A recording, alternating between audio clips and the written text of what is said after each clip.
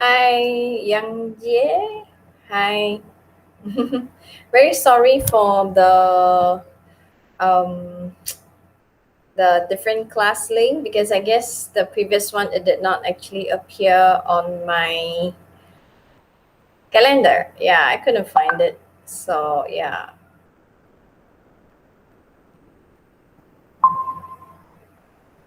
let's use the new link. Yep. Hi, Zenyang. It's Friday, so let's go. Hello. Hi, Doctor. Hi.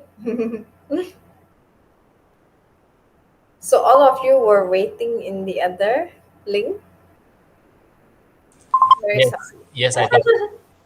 Very sorry about that.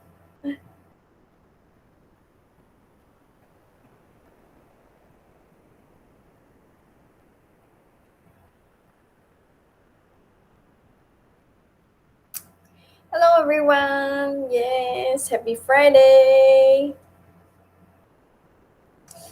How is everybody? Do we have any friends from Henan? I've seen a lot of news from there. I hope if we have friends over there, they're actually fine and they're safe. Any of our friends is actually from the flood area.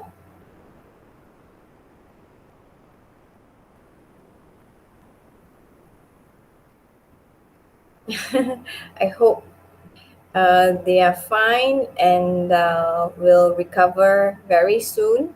I've been actually seeing a lot of news from there, and also I'm very touched with the evacuation process. I see um, a lot of people who are actually helping out each other, giving food, and also helping to save the people to higher places. So I think it's very touching. And also it's like a heroic act. Feels like a hero. Yeah, very, very touching. So I hope if we have friends over there, they are actually safe and also, yeah, getting back to their normal life.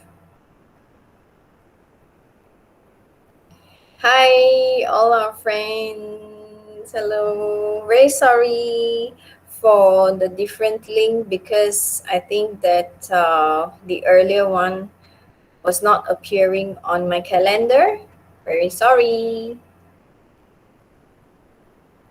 Yes, please scan the QR code for your attendance today. Yeah, here's the QR code.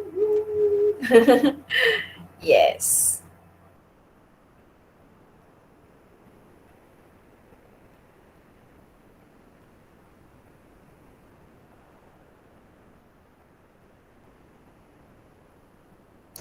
Okay, so as promised, today basically we will cover some of the assignment questions. 我们会讨论你们的小组作业，也小组作业有什么东西要做呢？所以今天我们就会一一的去回答你们的问题。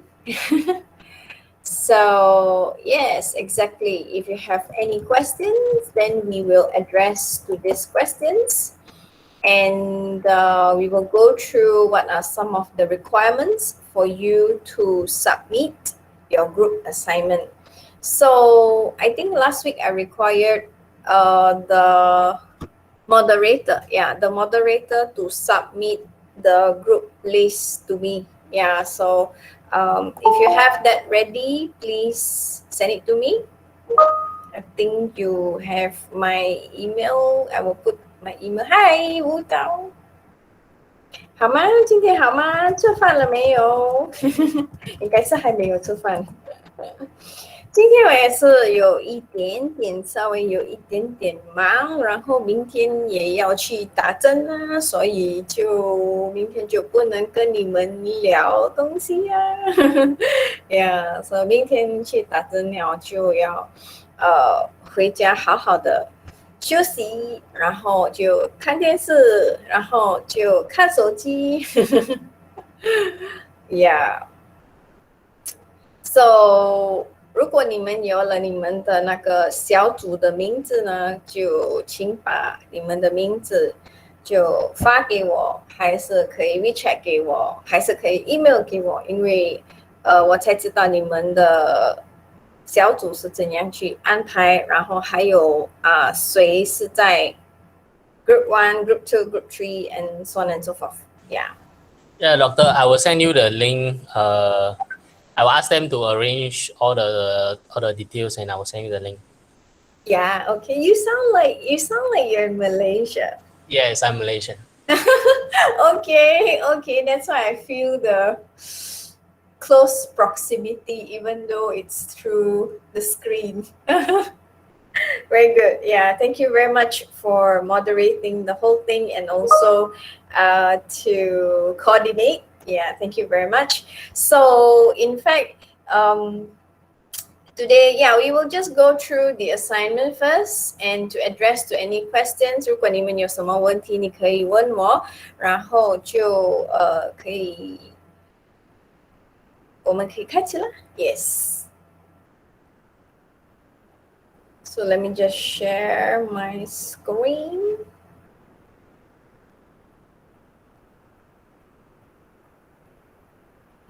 All right, so this is your assignment, and you can see that this is the cover page of your assignment. So as usual, you'll be using this cover page to submit your assignment and also your individual case study.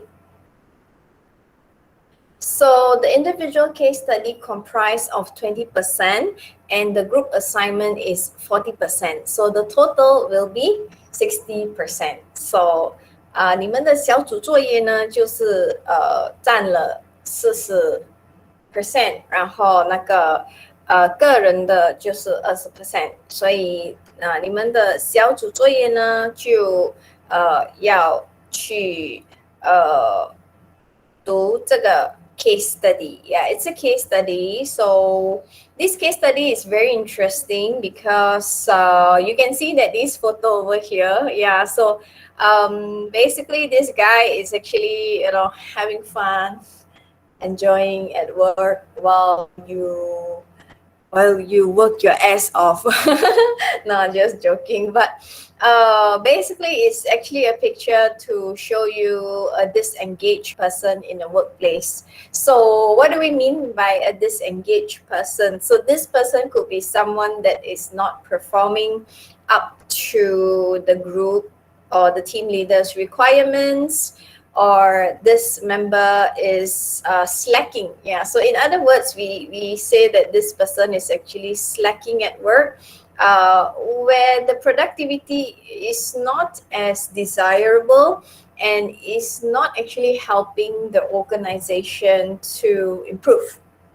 Yeah, so this case study revolves around certain strategies to work with such a difficult person in an organization. So, of course, this case study is basically extracted from the Harvard Business Review. Yeah, so I find this article very interesting because at many occasions we have instances of working with such people, right? So in a way, the underperformance is of the colleague is actually dragging you down, and you feel like it's not helping you to improve in certain project, or it's not helping you in your daily work. Yeah, but you still have to work along with this person called a slacker. So you will basically actually have certain strategies or certain approach to work around with this person, because there are certain ways for you to actually deal with this person, which I will leave it to you to investigate on the case study. And of course, we also have some experts who give you some suggestions, yeah, how you can actually pick up with the slack. Yeah, so it's very interesting because not only in Malaysia, in China, or in everywhere around the world, we do find people who are slackers, but um, they're still around you.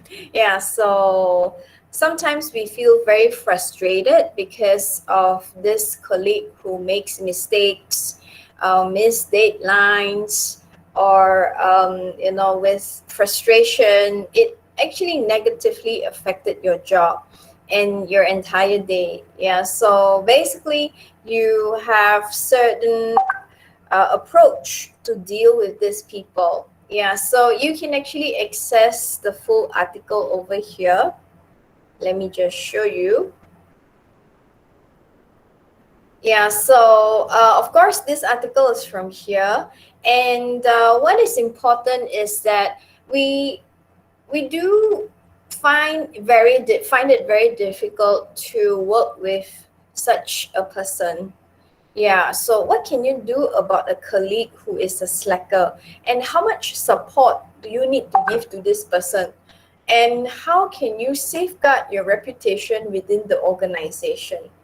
So this article talks about the different viewpoints from professors from the University of Illinois, University of Northwestern Kellogg School of Management. So they all have actually done quite a number of research on how do we work with the slacker. So of course, these are some of the ideas or some of the approach that they have suggested, like diagnosing the problem, be introspective.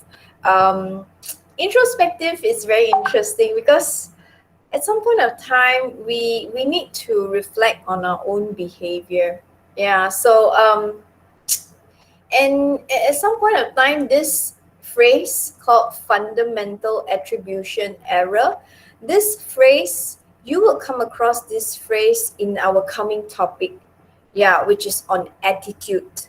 Yeah, so fundamental attribution error is an error that we make because as individuals, when we have success, we tend to claim the credit of the success because you want to look good, you want to be a winner, you want to be someone that outshine the others. So if your team is the winning team, then you will say, oh, it's because of my leadership. Yeah. So fundamental attribution error says that, when there's positivity, we take it as our credit. But when there's something that turn out to be very negative or turn out to be opposite, we will always put the blame on others. When we mess up, we will say that it's something beyond our control. When your team members don't make it, then you just put the blame on them. You said it's beyond your control because it's pandemic, for example. Um, so try not to fall prey to fundamental attribution error because these errors can actually make a manager's they won't make a very good decision because of such error. So, and many times we have to be introspective, means we have to reflect. Yeah, so reflection is very good to actually give us some insights about how are we leading our team, how are we motivating our co-workers, how are we actually working with our colleagues. Yeah, so it's very important for us to know how to reflect on ourselves. So it's like Cantonese say, "Law pun sui jiu ha ji ge." Yeah, so that's the meaning of introspective. Yes, you need to actually be able to reflect on ourselves. So if we commit a certain mistake like fundamental attribution error, that can actually affect our decision making, and at the same time it can also affect how your co-workers view you as a manager. Yeah, so take a look at this article. I'm sure you'll have a lot of ideas of how you can actually work with a slacker. All right, so this is the article, and then let's move on to the case study. Yeah. So the case study, you have five questions, five different questions. So the first question is basically using the concept of organization behavior, discuss in four ways how an individual could adapt to a colleague underperformance. So after reading this case study, I'm sure you have a lot of ideas, right? You have a lot of ideas. So you pick up a few that you find it really relevant to you and you elaborate on them. How can these four ways help you, for example, to adapt to a colleague's underperformance?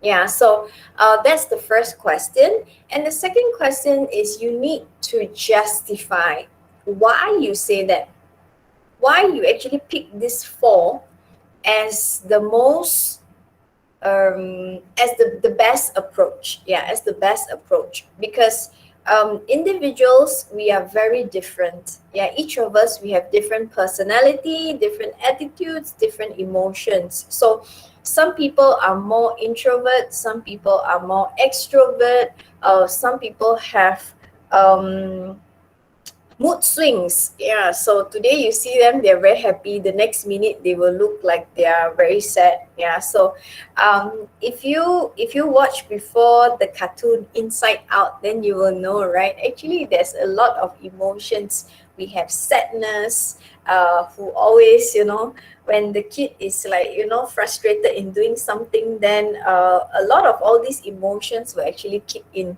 So a very interesting cartoon that's called Inside Out many years ago. Yeah. Oops, I heard that someone is coming in. Let me just open up. Hi. Yes. Okay, so let's continue. And of course, in question number two, you need to justify why you choose these ways. And each of us are very different, right? Is there someone who wants to say something? Hello. I heard some voices. Yes. So if you want to say something, yeah, no, don't worry. You just say it out, right? Yeah. After all, it's an MBA class. It's a discussion. Yeah. So I'm your facilitator. So if you have anything, you can always share it with me. Yeah. Okay. So question number two. All right. Give examples and justify your answer. All right, so we move on to question number three. So it's a scenario question. If let's say you are appointed as the CEO of a multinational company, right? You are someone in the top position of a company. So your employees are not performing up to your expectation, and you can't actually dismiss them. So of course there are certain human resource procedure. If you want to dismiss an employee, it's not so easy. Usually we try to work on improvement plans and things like that, right? So how would you actually communicate to the underperforming employee? As you know, all of us doesn't like to break out a bad news, right? We all always want to give a good news. So how would you actually communicate, yeah, to the underperforming employee? Yes. Okay. So this will actually test all of you in communication. Yeah. So take a look at the topic on communication. There are certain um, approach to communication, to effective communications, which takes into account the communication process, what actually affects communication, and from there you are able to gather more insights on what is actually communication all about in the workplace. All right, take a look at the topic on communication. And for number four, basically, you need to take a look at the topic on groups. Yes. So, using the group's decision making model, there is a model to help guide managers on how to make decisions using groups. So, use that to analyze what are some of the impacts of group decision making. Because obviously, in working with slackers, we have um, we have many people in an organization. So, of course, sometimes some of these slackers might also be in a group. Yeah. So, how do you actually use this group decision model making model to help boost employee productivity? Let's say you have five members in a team, and one of them is not good, right? So there are three of them that is okay, they are performing very well. So how do you actually work together to improve the employee productivity? Yeah, so this you need to reference to the topic of groups. Yeah, then you have more idea of what is the group decision making model. And last but not least, the question actually would like to hear from you. You need to give some suggestions because, as you know, when we are actually working in an organization, we would like to build a very cohesive teamwork. Yeah. So, what would you actually suggest to build the team together and to ensure the bonding between the team members to overcome underperformance? So, like I said, please consider the situation now where we actually where many countries is still working from home. So try to work along the way and to structure your answer because if you suggest something that is outdoor, it may be feasible for certain countries, but of course look into a more holistic answer on how you want to suggest the team building strategies. So that part you need to actually have a discussion with your team members on what is the best way to build the team.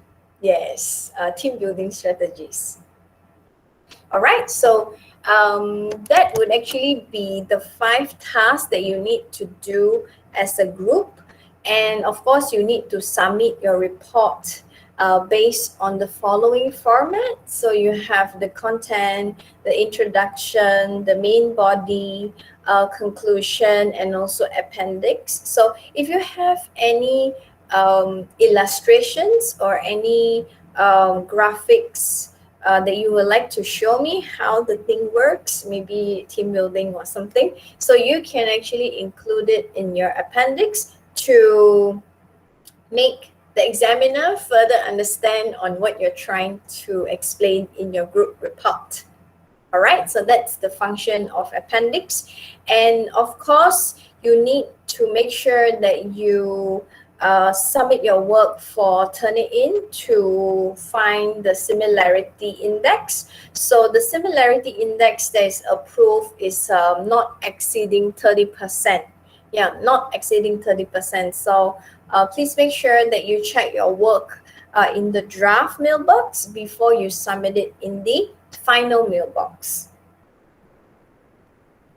And this is the marking or evaluation criteria for the report. So of course, you will be marked based on the how is your answer and how relevant it is to the context of organization behavior. So you will be rated from outstanding to needs improvement.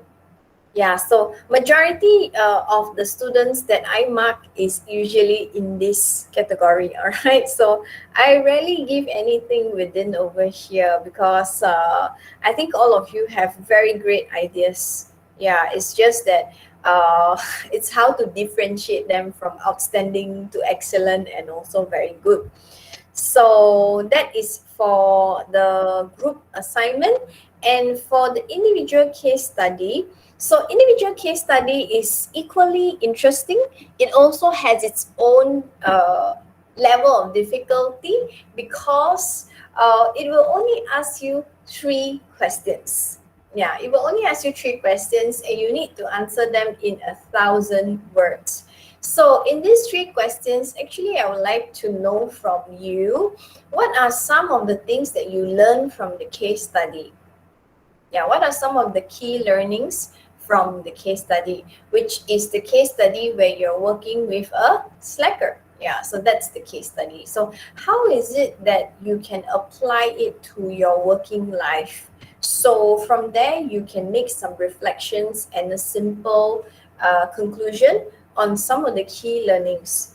And of course, the second question requires you to explain how has the organization behavior module, the whole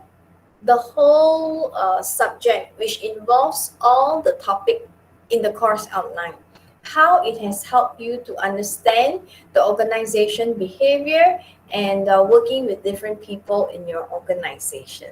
Yeah, so the first question is from the specific case study. The second question is from the module itself.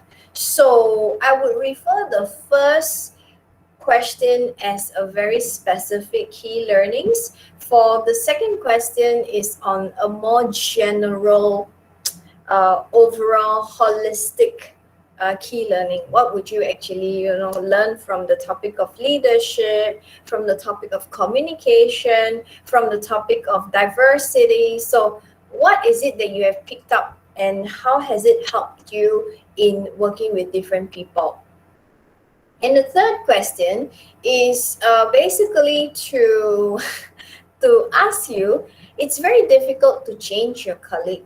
Yeah, if your colleague is an introvert, it's very difficult to change, for example. So think about what you can do to change the situation. Yeah, so what are the 2 suggestions that you can change the situation and work effectively in your organization? Yeah, so what would you actually do if, let's say, you are stuck working with a slacker? Yeah. So I would say this is more on a personal viewpoint. Yeah, so you can actually give anything that you find it relevant, anything that you find it applicable. So this is more, I would say, individualized opinion. So that's why it's in the individual case study. So the individual case study is 20%, and the word count is 1,000 words. So this is the marking criteria for the individual case study. And of course, it's from outstanding to needs improvement as well. So yeah, these are some of the grades, and also the grading criteria that you can actually find from outstanding, yeah, to excellent. And of course, you need to achieve a minimum of 60. Yeah, a minimum of 60 to graduate successfully from this program. Yeah, so that's the minimum that you need to achieve. So good luck to all of you. Any questions so far? So all your assignments should submit using Moodle. Yeah, you need to submit it using Moodle. And please make sure that you have the cover page and all those kind of things. Yes? Any questions so far? Doctor, Yes. what's the group decision making model? What's the? What's the group decision making model? Oh, okay. So you can actually refer back. Did you refer to the topic of group? Yes. Yeah. So let me. Will you elaborate on that in later lecture? Yeah, definitely. Okay. But not next week, because group topic will be somewhere later. Yeah. Okay. I will see. try to arrange that. Yeah. Thank you. First, we need to cover on individual first, then we will cover the group. Yeah, and we move on to the organization. Yes, so that's that's the how the understanding is built. So, but anyway, I can talk about it probably next week. But let me just introduce the organization behavior topic this week. Then you will see how you can visualize and you can link the topics together. Yeah. So group decision making process is a name. Is a name that actually helps the group to make decision. Yeah, so there is like steps to make a decisions. So I will elaborate on that in the coming weeks. When will to prepare the assignment is better for us? When After you have done ah the lecture,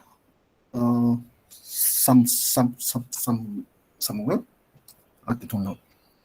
yes. So probably I will talk about groups in the next coming 2 weeks. Yeah. Okay. OK，还有什么问题吗？我看到乔峰，Is the homework submitted around 20th of August? Very good question. Yes. So you will be submitting your assignments according to the due dates over here. Yes. Let me have a look. For group assignment is on the 4th of September. For individual case study is 13th of September. August is too early to submit.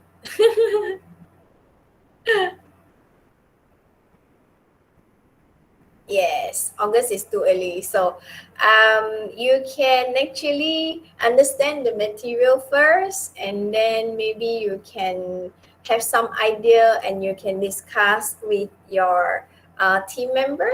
Yeah, then you'll be able to come up with a better report. Yes. So let me see the number of students in the class. I think we have 34. Yeah, 34 students. So majority of them is from, all of you are actually from China, except I think Zenyang. Except Zenyang, yes, Mr. Zenyang. Yes. Okay, so no problem. And if you have any question, you can always 微信，你可以微信我。如果你有什么问题，你可以跟我讲。其实我的中文是没有那么的流利，但是也可以明白，我可以明白你们讲什么。但是我通常我是会用那个 Google 的那个 translate, yeah, just to translate, to make sure that I don't say a wrong thing. Yeah, but 我可以明白，对，我可以明白你们讲什么，所以如果你们有什么问题，就可以发给我。其实我 perfect 很好。因为有时候你们有什么问题呢，就我们要去了解一下那个topic 是讲什么，然后你们才可以去了解一下 visualize and 你们可以想象中是怎样是怎样，所以你们写的时候就会比较 yes, it will be more logical. 好的，所以我们就讨论我们的那个 assignment，现在我们要开始我们的这一个礼拜我们要讨论的东西，但是每一次我讨论新的东西呢，我要讲一点旧的东西，因为我要 remember 因为我觉得如果东西我们讲多一点的话，好像唱歌对不对？唱多一点我们就会唱到很流利。其实呢，我是会唱华语歌，还是唱的不错的因为我是读那个拼音，所以我去唱 K 的时候呢，我通常是会点中文歌，yes， so 但是你可以先唱一下。现在等一下 break time 我就会唱歌。OK， 我要点一些歌，其实我会唱广东歌，也是会唱华语歌，对，因为我们去唱 K 的时候呢，那个他的字我就不会读，我是靠我的记忆力 ，yes 其实我自己我的家呢，我们有讲几个我们有讲那个Hokkien 话，你们知道吗？什么是 Hokkien 话？Hokkien 话是我们的福建，对，福建，但是我们槟城的人呢，大多数就是讲福建话，所以但是那个福建话应该是有一点跟你们那边的差一点点呀，所以我们通常我是讲福建话，然后我也會講廣東話，因為我整天看那個 TVB 成日睇劇集，所以我都係唔錯，可以都係講下。其實我從細到大咧，我都係睇 TVB 劇集，所以 TVB 劇集咧已經係陪到我咁大啦。Yeah, so Cantonese, yeah, 也是我会讲一点。然后还有呢，本身我的妈妈呢是客家人，所以她也是会讲客家话。然后从小的，他们跟我们的外婆什么也是讲客家话，所以我晓讲一啲一啲客家话。食饱饭忙，啲你都你冇食饭。Yeah, so 我也是会讲一点点客家话，然后还有什么福建话，汉语，然后还有客家话，还有广东话。然后其实我在大学的时候呢，我也是有学过一阵子的那个西班牙，所以因为那个时候就读那个 MBA 嘛，我的 MBA 是读International Business， 所以他就逼了我们要去拿一个 foreign language， so 我就选了西班牙，所以como estas， so 那个时候就有他就给了我一个名字，一个西班牙的名字叫 Rocio，Yes Rocio， 就那个是一阵子呢，我很辛苦啊，因为那个他们的西班牙的话，好像他们吃那些黏黏的那个饭叫 paella， 然后很难讲，所以那个时候一阵子我也是有一点很辛苦，那个一个 semester 呀，但是有读2个 semester， 哇，那个时候真的是很难，但是现在回想的话，我就觉得哎呀不错，其实西班牙话呀，他们也是有很多国家也是讲，所以如果那个时候我有进修的话，就会很好 ，yes。但是现在我觉得太 great teacher， 其实没有啦，还有很多空间去进修，对，所以现在就有了你们，有了新的朋友，然后就跟我讲跟我讲话，然后其实你们 send 那个东西我就不会看，我要去用那个 Google 去 translate 呀、so 你可以看到我回答你们的是好像 robot 但是其实是不要介意，因为我是用那个 Google 呀、so 除了我会讲这样多的不同的福建话啦，我还会讲那个马来语啊，马来语，所以其实马来语是我不是很好，但是可以不错不错。所以那个马来语的话呢，是我们的国家的语言嘛，对不对？所以就那个一定是要会的。如果不能，你就不能跟那个警察跟他们讲话。如果他抓你的时候，你讲特朗特朗特朗。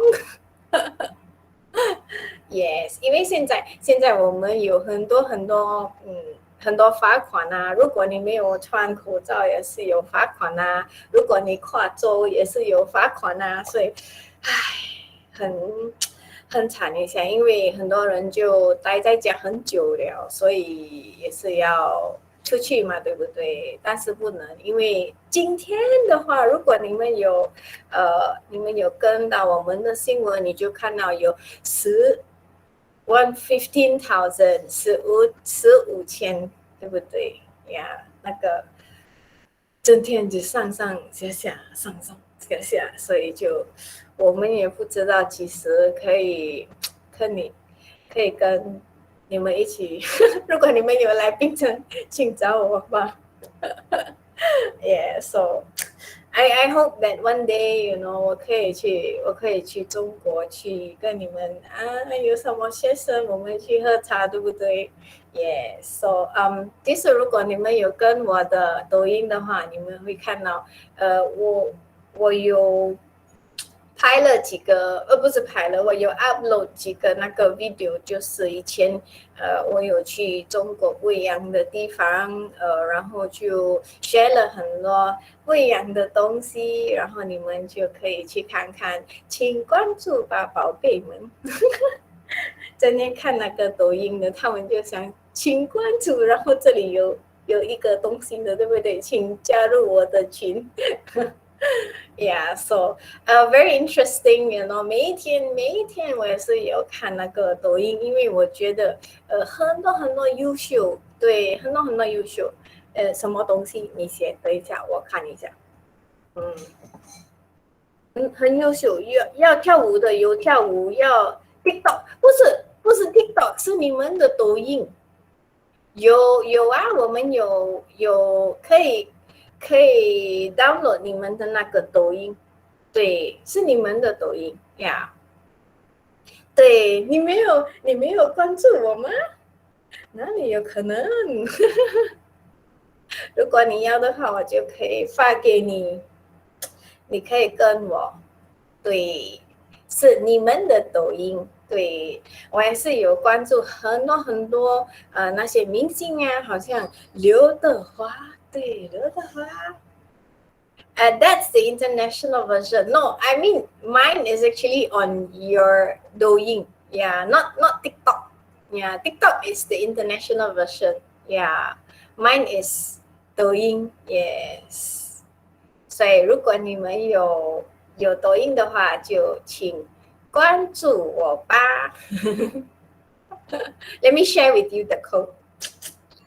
Yes. Okay. Give me a moment. Very quick one.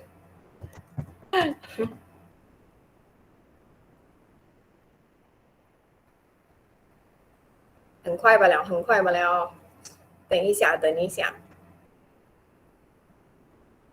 其实我很喜欢看那些煮菜的那个减肥的，要吃什么吃什么很好，因为那个真的是很有一个规律吧，对不对？我看到哇，每一天吃这个就瘦了不知道几十公斤，哇，很好很好，因为我也是很有兴趣，好像吃健康的东西呀、然后要吃的变了个名呀、变了个名，不够美就要比较美。Okay, let me share with all of you. This is the 这个是抖音 yes，你们可以去 scan 一下吧。我的朋友还给了我一个中文的名，企儿。She said it sounds like racial, so yeah, I was like okay. 其实我是姓布的，你们穿衣服的那个布，对我知道是很少很少人有，但是我也不知道为什么我会有这个这个姓布，yes it's 这个布，yeah， so 很好，请关注我 ，yes。So 还有什么东西要问吗？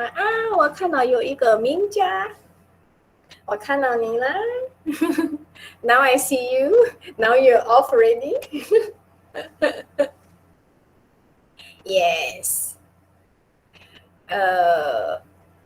Okay, so now it's about 6:50. Before I start the new lesson today, let's go to the last lesson and we can have a little bit of recap.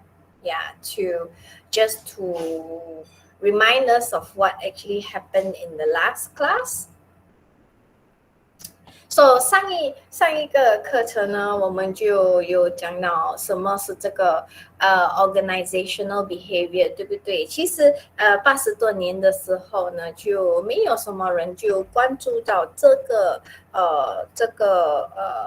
organization behavior， 因为在以前的时候，没有人觉得我们人与人做工的时候有什么问题的，然后就也没有发觉到我们人跟人呢，其实我们有不一样，每一天我们有不一样的情绪，我们有不一样的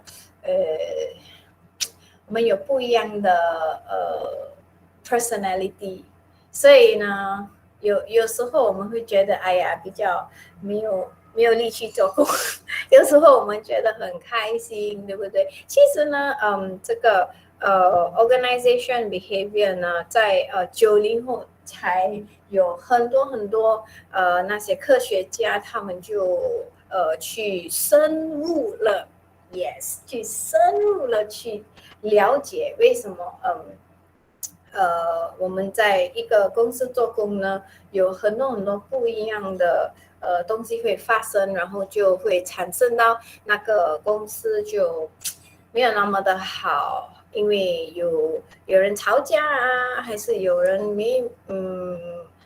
不喜欢做他的自己的工啊，不开心啊，然后也是有每一年也是有很多的那些科学家呢，他们就给了一个公司的一个评语，所以就看这个公司呢 ，is it a best place to work， 是不是很好做工的还是这个公司就不好？So，如果你有看那个杂志呢，有一个杂志就是叫 Forbes，so 那个 Forbes magazine 呢，它就会给每一年呢 the top 100 companies to work for in the US。我认为这些公司呢，就是他们有很好的福利，然后他们的员工也是很开心在那边做工。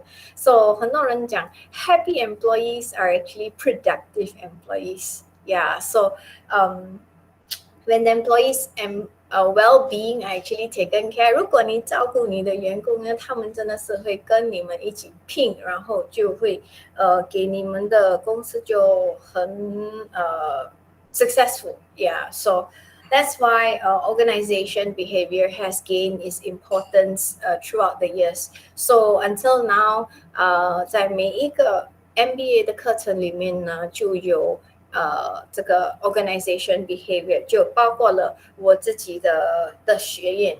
也是有 MBA 的课程嘛，然后就也是有教这个 organization behavior，所以呢in the last class we talk about interpersonal skills, which is very important. So interpersonal skills are important because, like I said, happy employees will make the company have a lot of benefits. For example, better financial performance because the employees are very happy and they're very productive.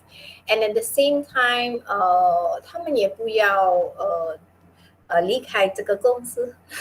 Yeah, so if let's say you're very happy, then it will result in lower turnover. 然后我不是讲说那个 Forbes magazine 嘛，每一年它就有给那个评语的 rating, right? So 你可以看到那些第100个公司呢，他们的每一年他们有很多很多人要去跟他们做工，因为if let's say you have a very interesting workplace, the quality of the applicants will also be higher. Yeah, so 你们请人的话也是有很多的要求，但是如果你跟人家讲，Oh, you know, I've interned in Alibaba. Yeah, so that's like what? My intern is in Xiaomi. Yeah, so you know it sounds very wow, and you can attract a really high quality applicants. Yeah, if let's say your company is the best workplace, yeah, in China or in the US, yeah, and of course. There are many companies that work to actually take care of their employees. For example, one company that I can quote from Malaysia, just Air Asia. Yeah, Air Asia. 所以呢，那个 AirAsia 的那个创办人，他就是叫 Tony Fernandez 嘛，对不对？所以现在你们也知道，那个航空业就很难嘛，对不对？在马来西亚，我们也不能飞来飞去这样子的东西，所以他的创办人呢，就想了一个方法，就他们就是卖吃的东西。Yeah, so they have the AirAsia food delivery, and 他自己就搭那个摩托呢，就去送那个东西，然后他们就拍。你看我们的老板也去跟你们好像有互动，有什么东西，所以呢，现在的modern organizations， 你觉得他们的老板也是有跟那些员工就有很好的一个互动。Yeah, so with that can actually help to build a very strong team. So as you know, at hard times like this, 现在真的是很困难，所以呢，我们觉得那些老板呢就要很好的跟他们的员工呢一起去度过这个难关。Yeah, so at difficult times, it's really very important to have a good leader. Yeah. So coming back to here, when there is better interpersonal skills, actually researchers found out that the quality of workplace also improve, job satisfaction also improve, and stress level and turnover reduce. So with that as well, when there is a good interpersonal skills in the workplace, you can see that people learn to take care of each other, social responsibility. So 我不是讲说我看到那个抖音有很多人就在那个河南那边是不是救人嘛，对不对？我觉得那个是真的是 social responsibility， 因为我们也是不认识谁，但是你有看到很多人就去救狗狗啊，我看到那个拿着那个猪很可爱，所以就但是很感动，因为这些东西就是 social responsibility 嘛，对不对？我们要照顾别人，如果有灾难的时候啊，所以就如果你们有看到这个 interpersonal skills，你们会知道these skills are very important, yeah, to help the managers to have a very close relationship with the employees. So I also talk about what is actually a manager. A manager 是讲话讲话 yeah, someone who get things done through other people in the organizations. So we also talk about organizations. Organizations is a place that comprise two or more people. Yeah, and we all carry out a common management function, which is called the planning, organizing, leading, and controlling. So with that, there's also the researcher called Henry Mintzberg. He investigated in the functions of the manager, and he found out that managers actually perform 10 different roles, which I have discussed over here in three broad categories. So the first one is interpersonal role. So this is what Mintzberg defined about the manager function, because in order for Mintzberg to improve on his research area, he needs to know what is the manager existing for. Yeah, what is the reason this person is called a manager? So he actually observed and he did his research, and he found out that manager perform three important roles. One is interpersonal, one is informational, and the next one is decisional. A manager must be able to make decisions. And further to that, there are also other researchers that continued his work, and they found out that managers not only perform certain functions or certain roles, managers also need to have certain skills. 他们也是要有一点的技巧 skills, right? So the first one is human skills. So human skills 呢，就是说这个老板呢就要有可以体谅，对，可以跟人家做工的。然后就你看到他，你就会如果你有什么困难的话呢，你跟你的经理讲一下，然后他就会给你一点，不用担心，你可以的。Yes, yeah. So these kind of people, they're very motivating. You know, rather than you look at the face every day, it's like 不能。Everything to him is a no. Yeah, so that is actually kind of very demotivating. Yeah, so human skills means is the ability to work with other people and to understand. Yeah, understanding is easy to say, but a manager must be able to understand the circumstances that the employees are actually in and how he can actually work his way through to motivate the employees. And also the other skills that a manager must possess is technical skills, which mean to apply the specialized knowledge or expertise.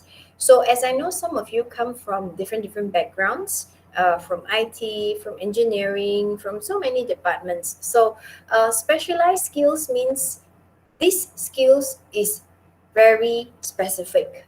Yeah, it is only you who know what a C++ is, and I don't know what is it. So that is basically a specialized expertise. So we call that type of skills as technical skills. So 昨天呢，我就看了一个那个中国的那个新相亲大会，对不对？有看到一个那个男嘉宾呢，就是他是26岁，然后他就有一个很好的那个 technical skills，因为我看到他就是做那个 robot，呀，那个 robot 就是哇，所以呢，那些女生就看到他，哇。Wow, it's such an expert in building robots. Yeah, so apparently 他是有牵手，因为他也是很高一下，然后就长得也是不错。但是 what I'm trying to say is technical skills can actually help you to develop an expertise area in what you're doing. Yeah.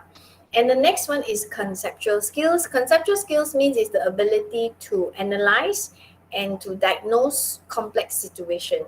So managers must be able to think, to analyze and to diagnose complex situations. Yeah. And of course, other than that, like I said, research never stopped there. Yeah, so there are also other people that research on effective and successful managers. 为什么有一些老板呢，他就会每一年他就会promote 就会升promotion yeah。为什么有一些老板他做到40年也是一样的？Yeah, so Ladens and his friends was very interested to know why some managers are more effective, why some managers are more successful. So he found out that all managers actually engage in 4 different types of activities, and each of them spend a different time on these activities. So let's take a look at the pie chart over here. So the average managers are the managers that don't get any promotion, even though they work for many, many years, they're just there. Yeah, and successful managers are the ones that gets a lot of promotion. Effective managers gets the work done. Yeah, so uh, the difference is on the time allocation on the activities. So you can see that the difference between effective manager and successful manager is the time spent on networking and also communication. Successful manager 呢，他们每一年呢，如果他们要 promote, yes, they are the ones because most of the time they spend on networking, which means that they love to talk. But the way they talk is with industry experts, building relationship. So and many times in certain industries, right, it's who you know. It's not really what you know, but it's who you know. So that's why networking is very important. So successful managers could outshine the others because they spend considerably a lot of time on networking. And effective manager gets the work done. Very good. They are very effective.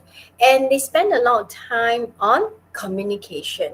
So most of these effective managers, they also want to retain talent, which means they want to develop people. So they spend more time on human resource than successful managers, and they also spend time on traditional management.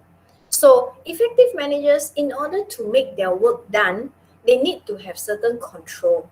Yes, they still want to control in terms of traditional management. So you can see that there's a difference between effective and successful managers from this pie chart over here, which is very interesting findings from the Luddens and his associates. So he said whether you want to be a successful manager or whether you want to be an effective manager, that depends on the time that you allocated on the activities.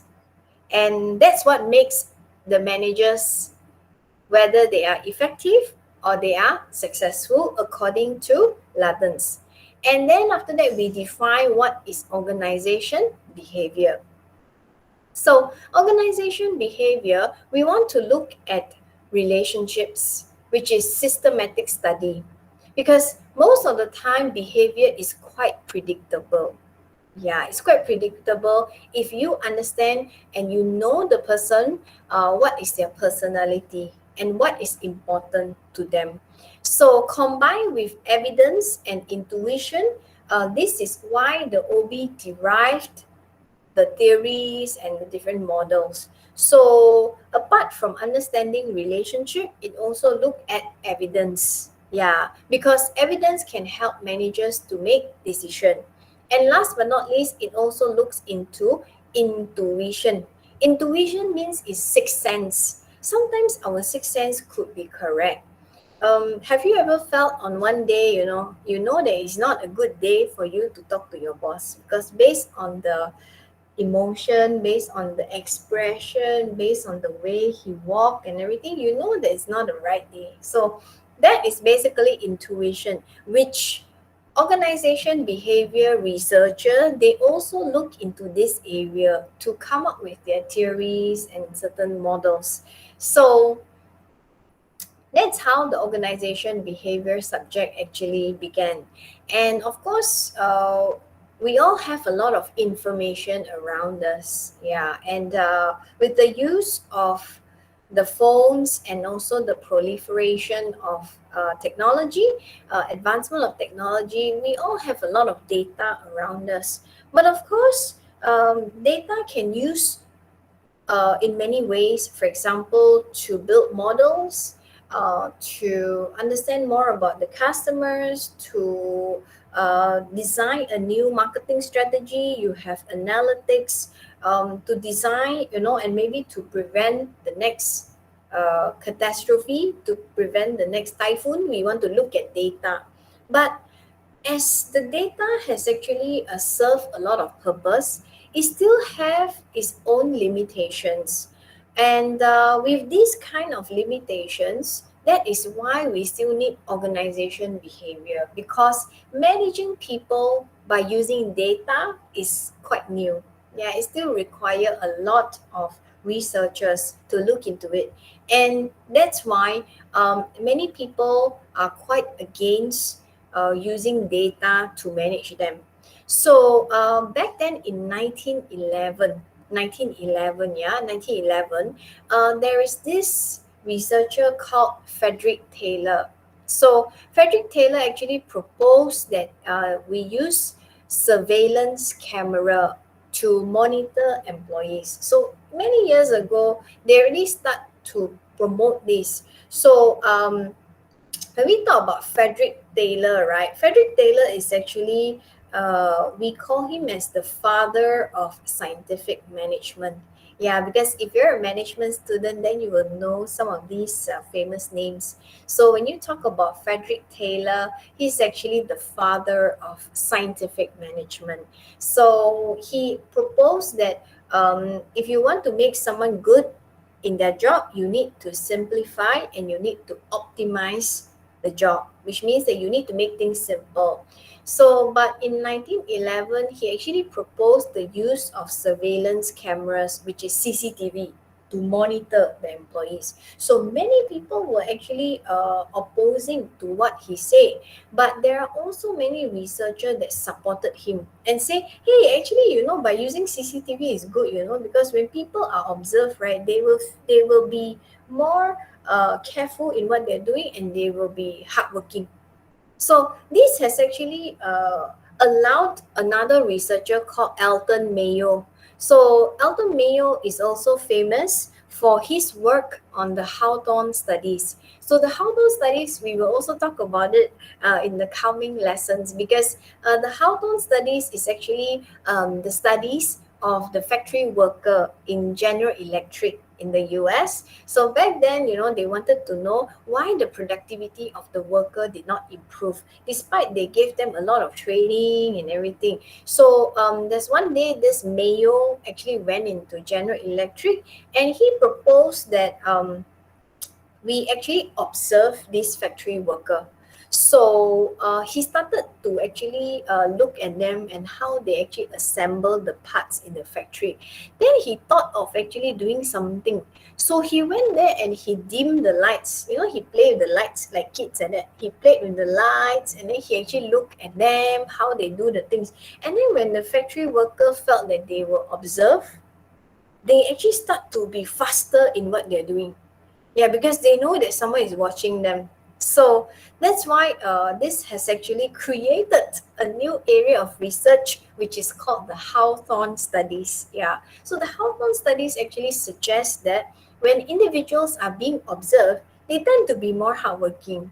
Yeah. So of course, there are also a lot of criticisms, a lot of people that actually research again and again over this. But generally, the Hawthorne studies was a breakthrough, because when people are actually being observed, they tend to be more hardworking. So that's why in the factory, they always put a lot of surveillance camera and all that to monitor the employees. Yeah. So back to our discussion over here. When we use the data to manage people, it's still very new. It's still very new, and there are limitations. So that's why organization behavior comes in to help the managers to make a better decision, because they understand more about their people's behavior.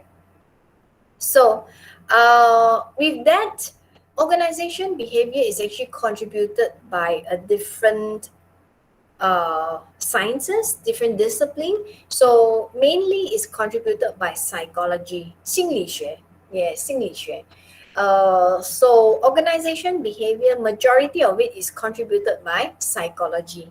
and also social psychology, sociology, and also anthropology. So let me just show you. These are some of the explanations, and coming back to this part, why organization behavior is important. So it's important because, like I said, in a tough economic time, effective management is an asset. So in good times, we reward our staff, we take care of our staff. But in bad times, there are also issues associated with people that's coming up, like stress, decision making, and how people actually adapt to changes. Yeah, so in bad times, there are more and more issues related to human. So that's why organization behavior is able to provide more ideas to the manager in managing their own employees. So we will have a short break before we continue this part and continue our discussion on why organization behavior possess its own opportunities and also challenges. All right, why we want to study organization behavior. Okay, so we have a break for 20 minutes and then we come back and you can have your dinner. 可以去吃晚饭啦，可以去吃晚饭。And come back, we will continue about our discussion. All right? Okay. Yes. Thank you, Rachel. 我知道你们很饿啦。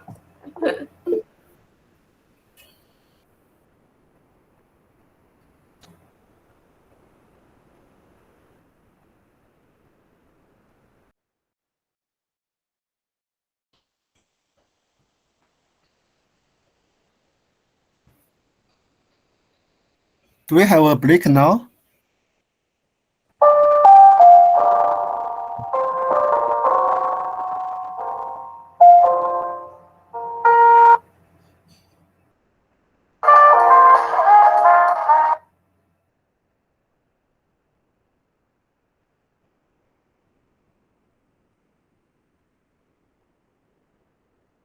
Too far, clear in the sky, clear in your eyes.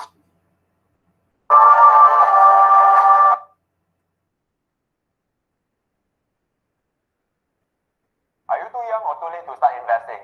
In the 20s, you say,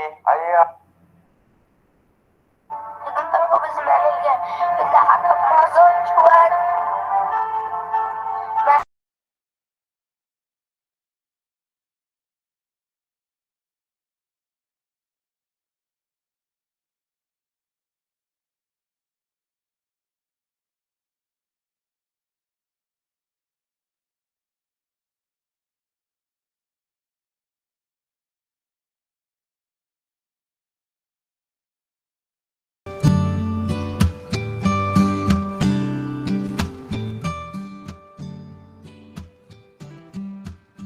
You with the sad eyes. Don't be discouraged, oh I realize it's hard to take courage in a world full of people. You can lose sight of it all when the darkness inside of you can make you feel so small. And I see your true colors shining through. And I see your true colors. That's why I love you. So don't be afraid to let them show. Your true colors are beautiful, oh, like a rainbow.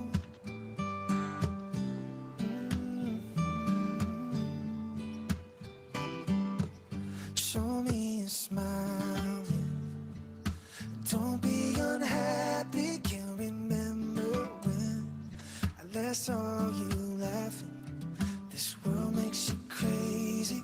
You're taking all that you can bear. Just call me up, 'cause I'll always be there. And I see your true colors shining through. Yeah, I see your true colors. And that's why I love you. So don't be afraid to let them show.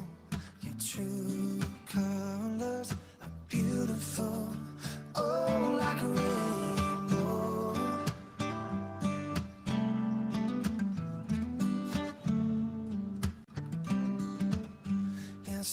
your true colors shining through.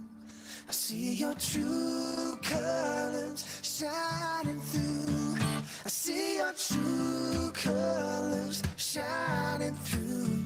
Yeah, I see your true colors. And that's why I love you. So don't be afraid, oh, don't let them show.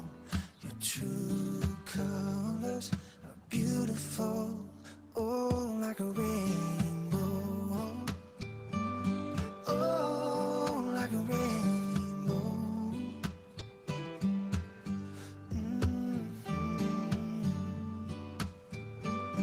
Oh, like a rainbow.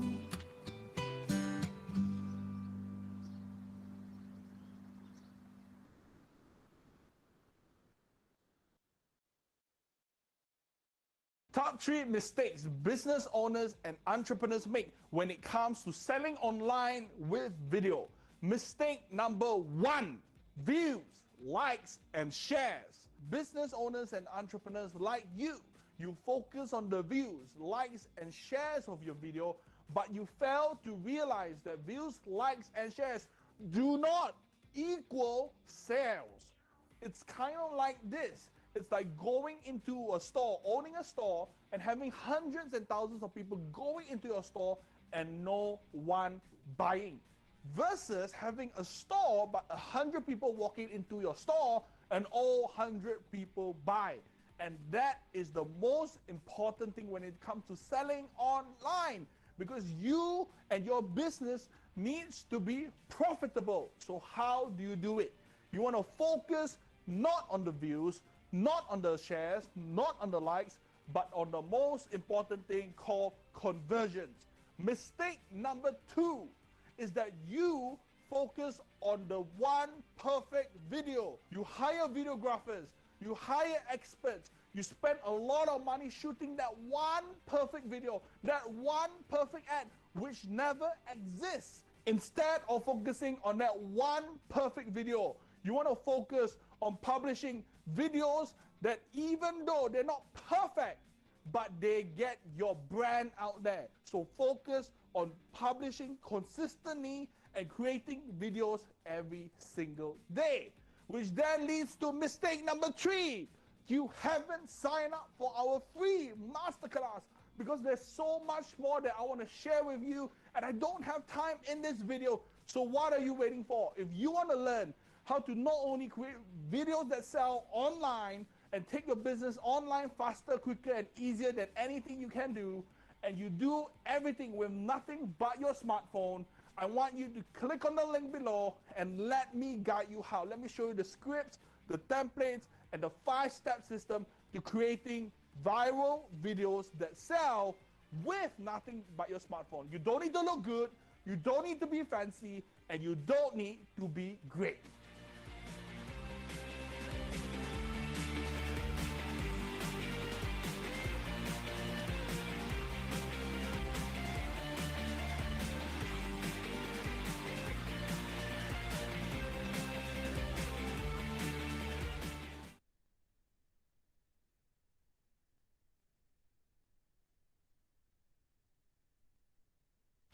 Tiga mentor terhebat. Tak ramai orang berani berdepan dengan saya. Saya tak nampak. Tu maksud saya. 8 menti memberikan inspirasi. Peluang untuk merealisasikan impian. Jadikan realiti bersama Maggie. Kita mulakan sekarang. Ikan kau dah jatuh ke lantai. Dah tahu kesilapan, kenapa buat? Kita nak masak makanan yang sedap. Siapakah wanita yang boleh kita gelarkan sebagai wanita cukup berani?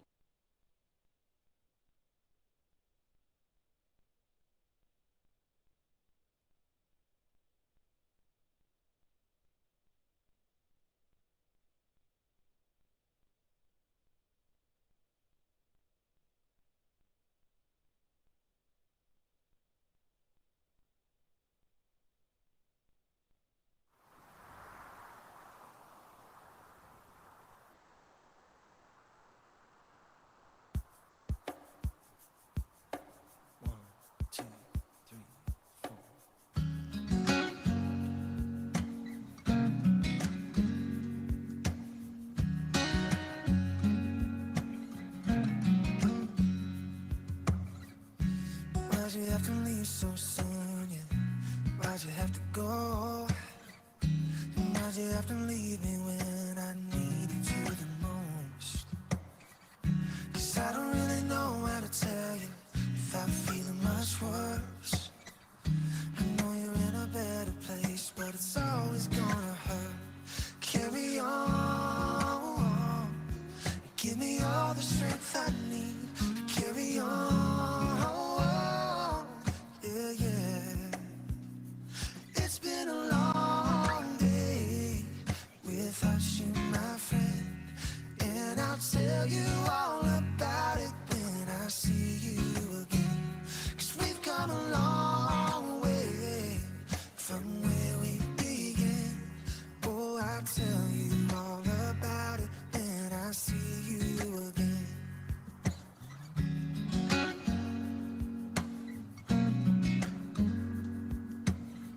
Oh,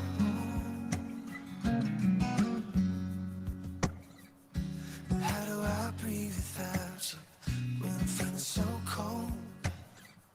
And I'll be waiting right here for you till the day you're going home. Carry on and give me all the strength I need to carry on. Yeah, yeah. So let the light guide your way. Hold every memory as you go. Every road you take will always lead you home. Oh, yeah. It's been a long day without you, my friend. And I'll tell you all about it when I see you again. 'Cause we've come a long way from where we began. Oh, I'll tell you all about it when I see you again. It's been a long day without you, my friend. And I'll tell you all about it when I see you again. 'Cause we've come a long way from where we began. Oh, I'll tell you all about it when I see you again. Oh, I'll tell you all about it when I see you again.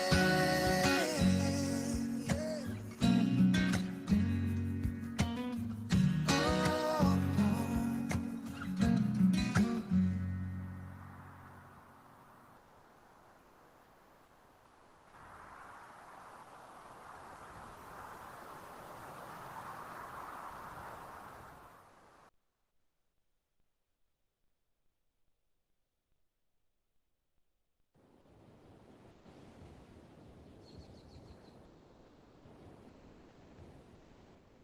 one, two, three, four. When the night has come and the land is dark and the moon is the only light we'll see. No, I won't be afraid. No, I won't be afraid. Just as long as you stand by me. So darling, darling, stand by me. Oh, won't you stand by me? Just as long as you stand by me. If the sky that we look upon should tumble and fall, and the mountains should crumble to the sea, I won't cry, I won't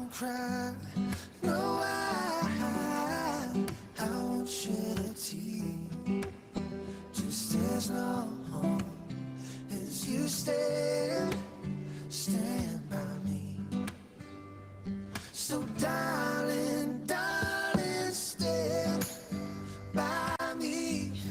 Oh, won't you stand by me just as long as you stand by me.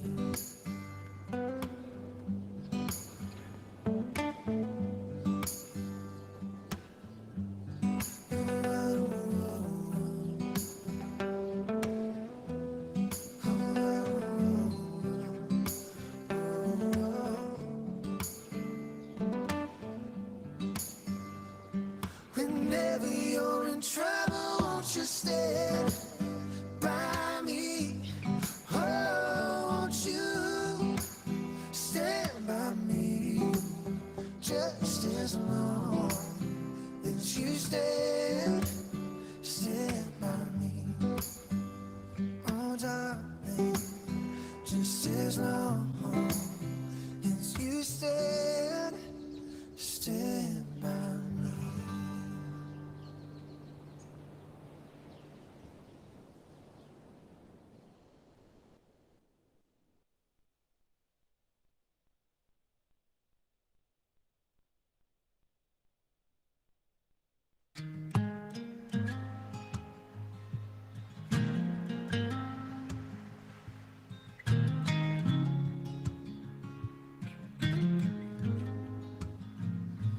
Another night, dear, as I lay sleeping, I dreamed I held you in my arms, and I awoke, dear, I was mistaken.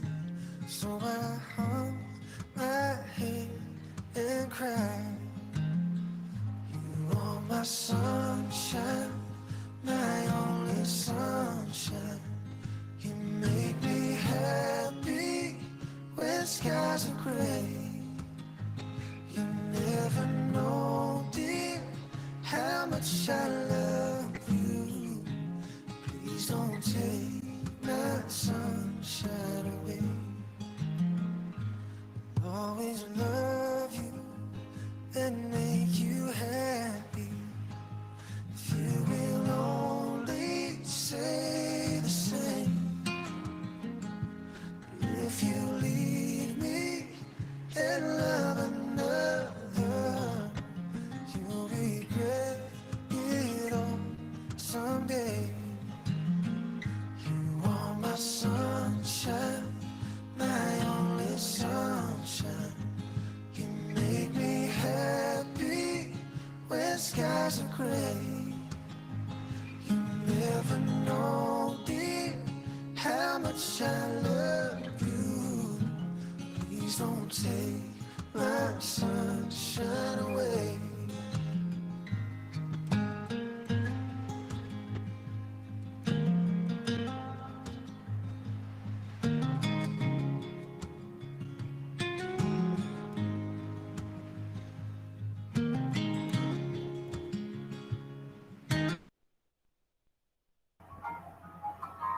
Yes, hello，我回来了。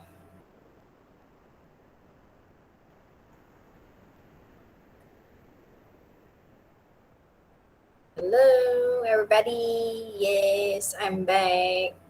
有没有去吃东西？我又吃，我又吃一点东西，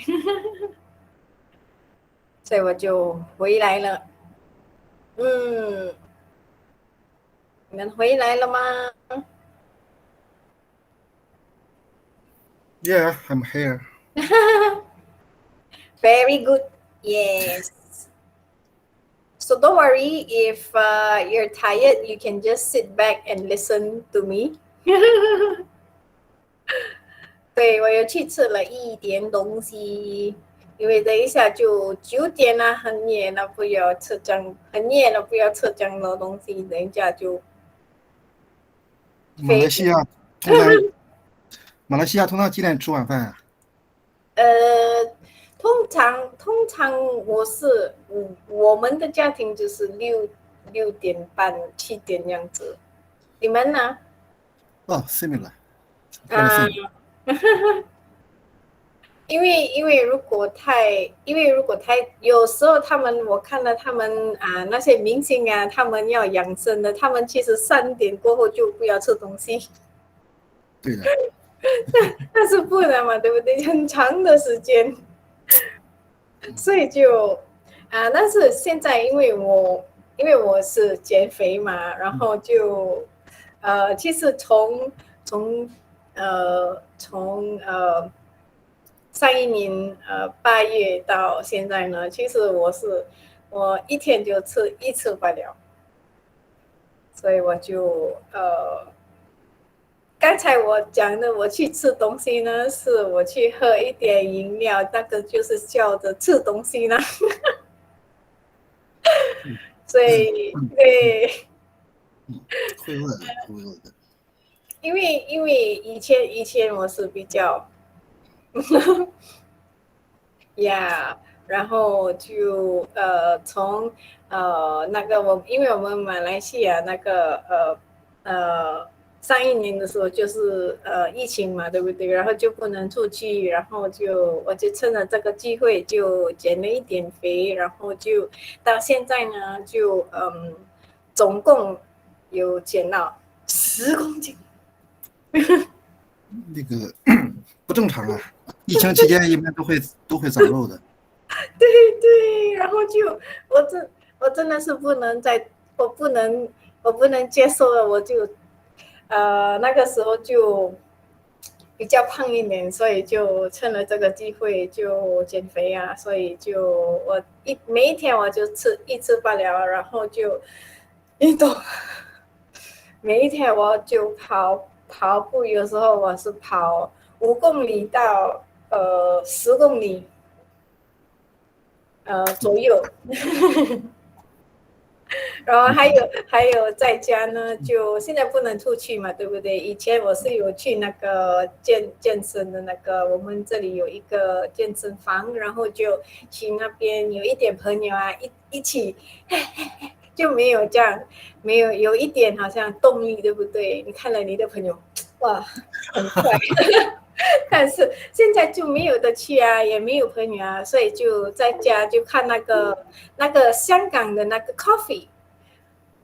所以我就成日走完有時候我就走then after that 我就回來，我翻嚟我就播嗰個 YouTube 嗰個 coffee coffee 嘅身材，哇！真係有嗰啲線條。所以我就練啦我嘅腹肌。so我就覺得有唔同咯，因為如果你有做運動嘅，你嘅身材會變得比較，你嘅手臂你嘅肚都係要有少少嘅運動。其實我哋女仔有做少少嘅運動都係唔錯，因為你會好似比較睇到纖瘦啲你嘅手全部。但係依家你哋睇唔到，因為我着我嘅依個係好似係做工做工嘅衫，但係我出去就着比較好似比較修身啲嘅衫，所以就睇到冇咁肥。我以前真係好肥，因為我係唔高嘛，我係158，所以就沒有很高，就矮矮的，矮矮的，所以就矮矮的就不能這樣肥，很難看，所以每一天我就吃1次罷了，但是那個1次呢，就是在下午我就會吃，然後就吃有飯有菜然後有一個肉，然後就吃給它均勻，然後就晚上就沒有啦，晚上沒有東西吃了，就喝那些飲料我有買那個腳有時候我就攪一點東西吃不是吃是喝，所以就這樣就瘦下來了瘦下來，然後就覺得穿衣服就沒有這樣窄了然后现在我就要做我的肚子，就跟那个 YouTube 啊，每一天我就好像播那个所以5点到6点呢，我就会运动啊，然后就做一点手臂运动啊，然后就做一点肚子的运动啊，脚啊，因为我们的身体有很多很多不一样的部分嘛，所以我就慢慢去看他的 YouTube，我就跟每一天就做，但是明天我就没有做，因为明天我就会休息啦，去打针了，不能去做好像剧烈的运动。您现在打第几针啊？还没有打，明天。The first one? 明天啊，the first one, yes. Yeah. How about I would like to ask Zen Yang, have you had your vaccination? 我要问我们马来西亚的朋友，他有没有打针了嘛？Zen Yang， 有没有在？啊，你们没有在，我知道的，我就叫你的名，你没有。Zen Yang, are you here? Yeah, I'm here. Oh, you're here. Okay. Have you had your vaccination? Yes, yes. Very good. Did you Sinovac or what? Sinovac. Two Sinovac. doses. Yeah, 2 doses. Complete. Yeah, completed. Wow, very good. How you feel? Anything? No, nothing. Nothing. Nothing. No reaction. No reaction. Just some muscle pain around the area, but just a minor one, very minor. Which part of KL are you living? Selangor, KL. Yeah, I took my vaccination in Masa. Oh, in Masa. Yeah. Masa is a PPV center, right? Yeah, yes. I see. But Selangor, a lot of cases, huh? It's like Yes. it's contributing to. Yeah. Yeah, but Penang is also equally very good. Very high number of cases today. It's like 530, I think. Yeah, so we're all very scared. So I hope that after tomorrow, then I will just rest for one day. Yeah, just rest lah. No, actually no big worries one. No worries. Yeah, but I'm taking AZAC, so There might be some side symptoms if AZAC. yeah, because many people are quite skeptical about AZAC, right? I mean, It's all the same actually. I've got no choice because if let's say I were to wait in the queue, then it would be pretty long. And also, I actually thought of waiting as well, but looking at the number of cases, I think there's no other option. It's better to take first lah. Yeah. Okay, good to hear from you. Yeah. All right, so okay, 我们可以 continue. Yes, let's continue on our lesson. So, yeah. So in this part over here, we actually talk about why organization behavior has its own challenges and also opportunities. And of course, one of the things is globalization. When there is increased foreign assignments, people also tend to move to other countries to work. For example, there are also a lot of Malaysians that actually move to China to work on foreign assignments. So, of course, working with people from different culture would possess different levels of complexity, right? Because when people coming from different cultures, they have different belief, they have different values. So we need some form of respect, and at the same time to treat the others with equality. So through the OB subject, we actually learn a lot of things about diversity and also working with different people. And at the same time, there's also mobility in terms of job movement from countries like, of course, Malaysia. Many foreign direct investment also start to open up in Vietnam and also countries with lower cost labor. So with this kind of movement of jobs, we also see that there is a tendency for managers to have problems when it comes to human related problems. Yeah, so that's why there is a need for manager to have an understanding to adapt to the different culture and also the regulations of the host countries.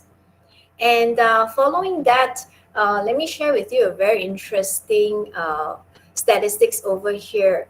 Why organization behavior has gained its importance throughout the years. So 来，我们请看这个图片在这里，你们看，1970年的时候呢，有很多，其实平均上有76%，就是男生做工，但是你看到现在，这个东西就比较少了，然后我们的女生。对，很多女生做工现在，然后就还有很多那些女生呢就做工在不一样的国家，然后这个是 from the US Bureau of Labor Statistics，so 他们就为什么要看了这个图片呢？就讲说，其实现在女生也是有很多在公司去做工，然后还有很多的很多的男生呢，就有的是在家做工，然后就换了，然后但是这个是一个很好的一个体验，因为我们的科学家呢就有看到很不一样的东西。Yeah, so that's why organization behavior has also has its contribution when we look at the change in the demographics. So when more and more women start to work in the workforce, we can see that the countries are also experiencing a very interesting trends.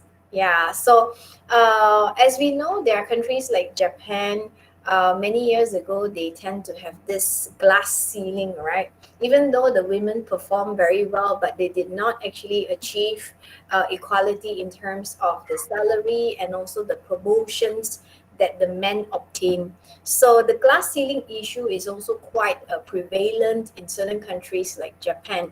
And that's why researchers are also very interested to know what is the reason why the society in Japan still face this problem, and what is their perception on women working.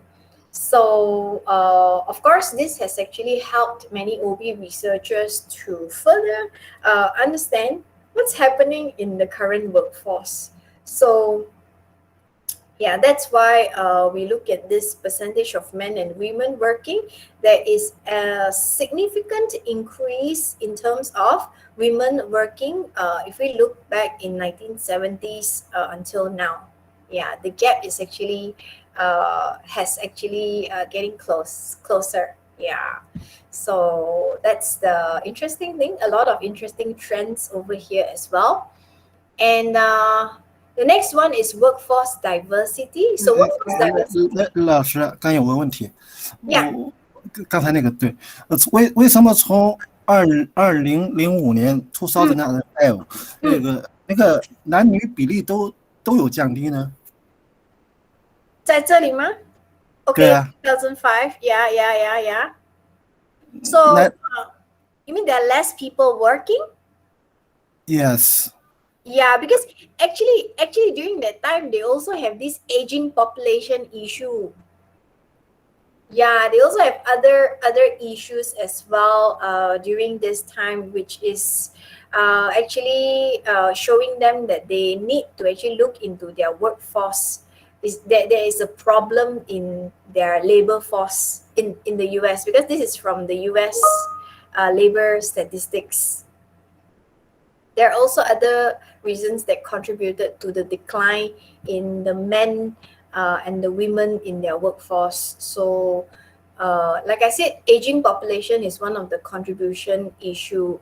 他们有太多老人的 aging workforce. Yeah.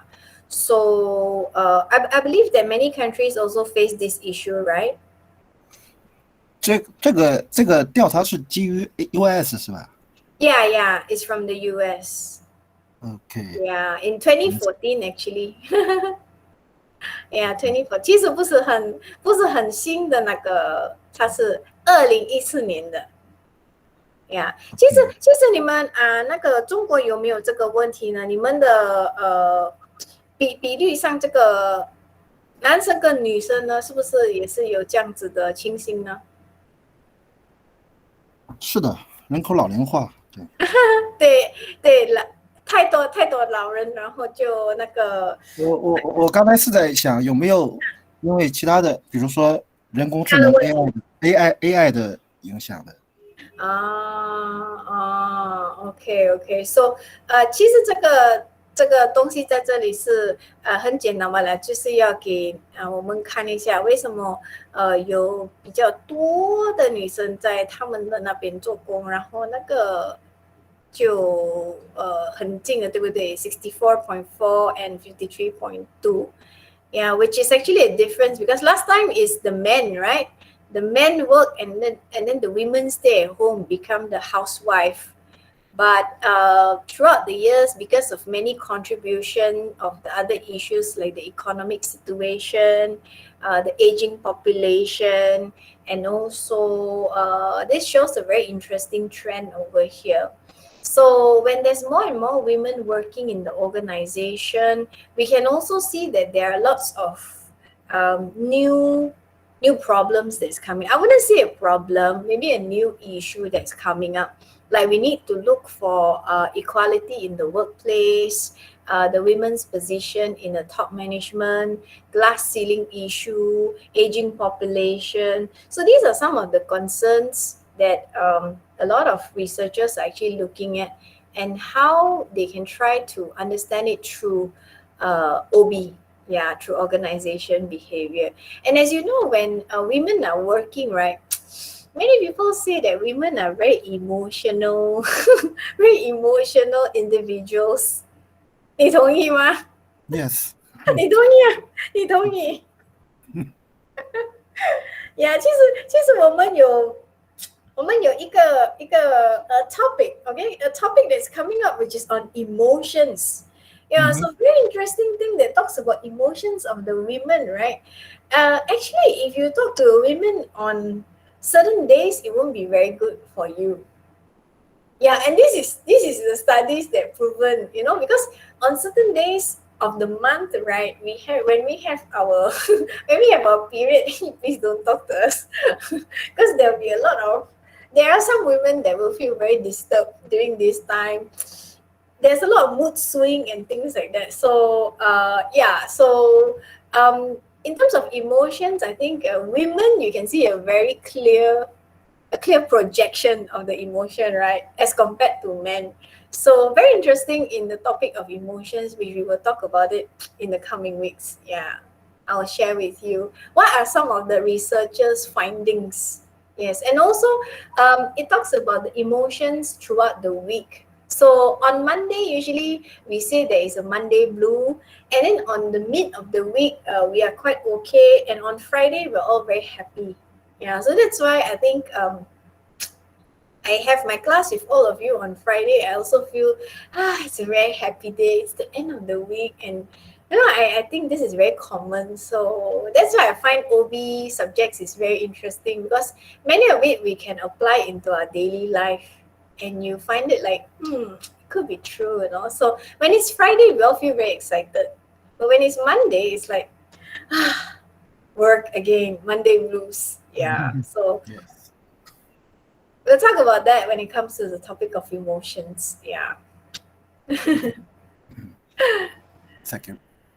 All right, I'll move on. So, yeah, what's the meaning of workforce diversity and why we also actually look at opportunities of OB in workforce diversity? Because, like I said, when there is a movement of jobs and when people, like professionals like all of you, when you are assigned a foreign assignment, so you need to work with different people. So many times, right, we always find it very uncomfortable, right, to work with someone that is from a different culture, different background, and we all have this threat. We feel like, yeah, how am I going to work with this person, right?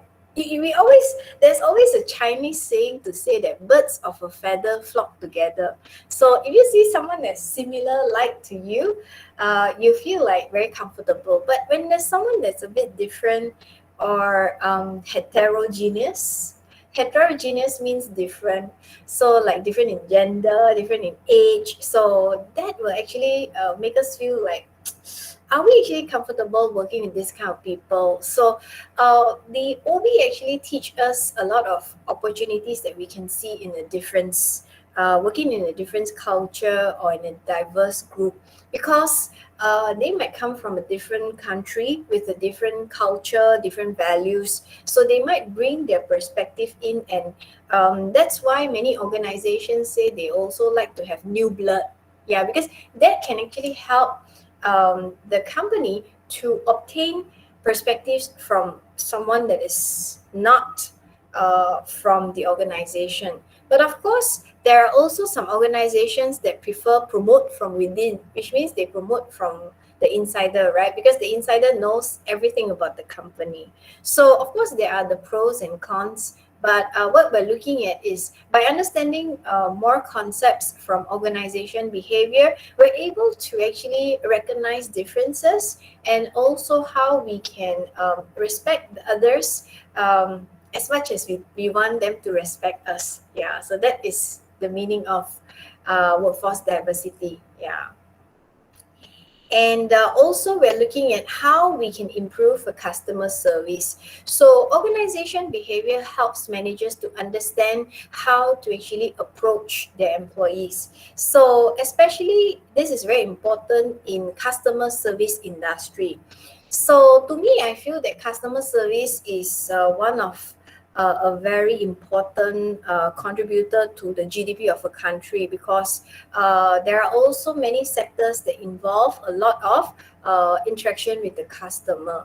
So to me personally, the best customer service that I had before in terms of restaurant is 海底捞。Yes，我真的是很喜欢去海底捞，因为那个他们的那个他们的服务真的是很好很好，然后就我觉得很开心去海底捞，然后你在外面等的时候有东西吃，也有，如果你有时间的话，他就会跟你做指甲，所以很开心很开心。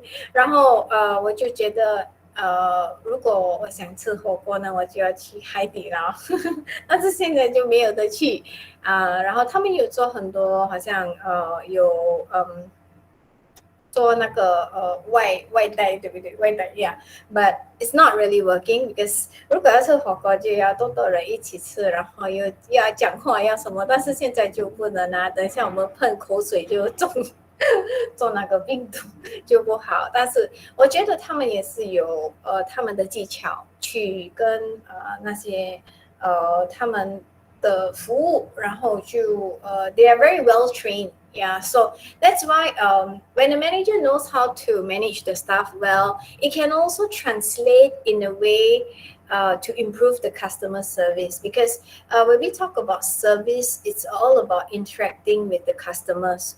So employee attitude and the behavior is very important, and their mindset is also very important.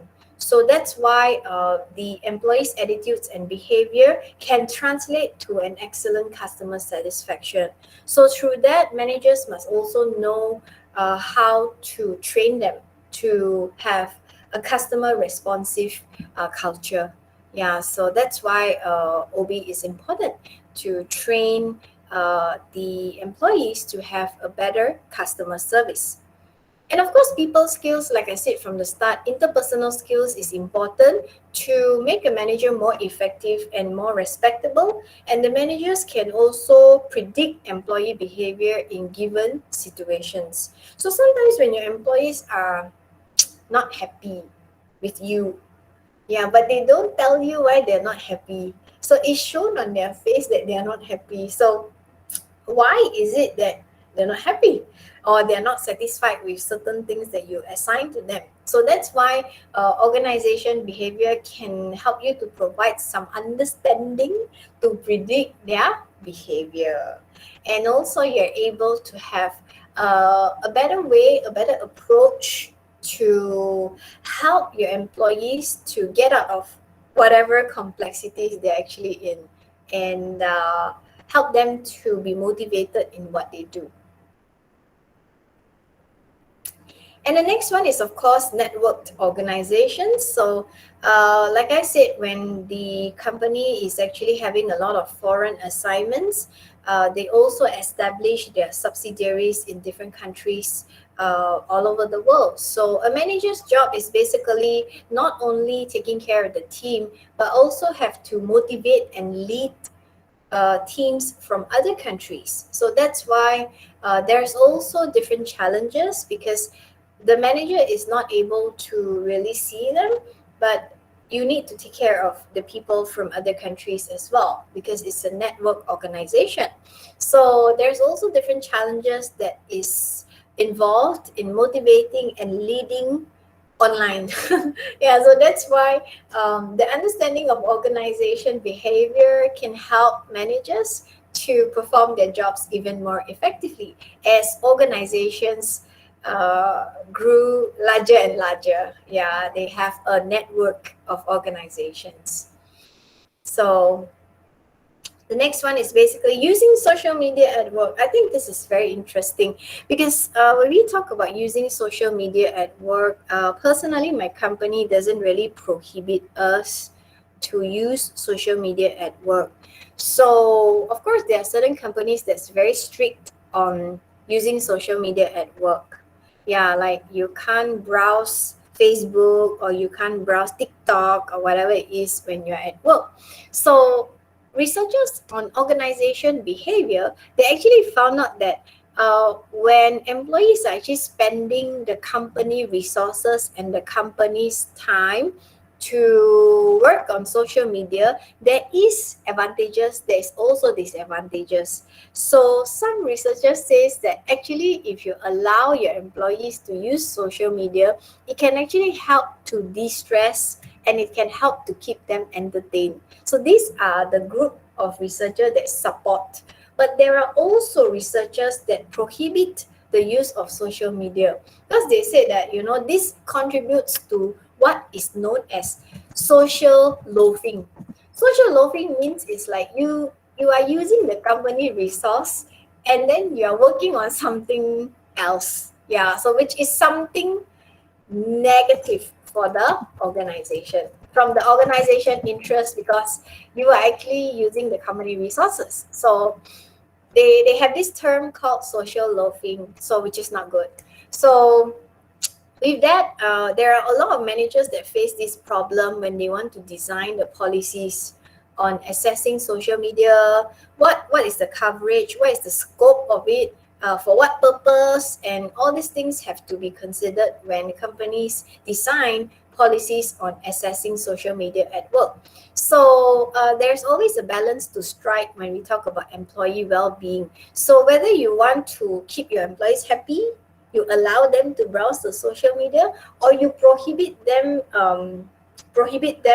from doing so. So there's always the opponents, there's always people who support this as well. So that's why like I said, organization behavior, it actually discuss about this as well, how companies should strike a balance when they design a policy on accessing social media at work. So how about your company? Are you actually allowed to use social media?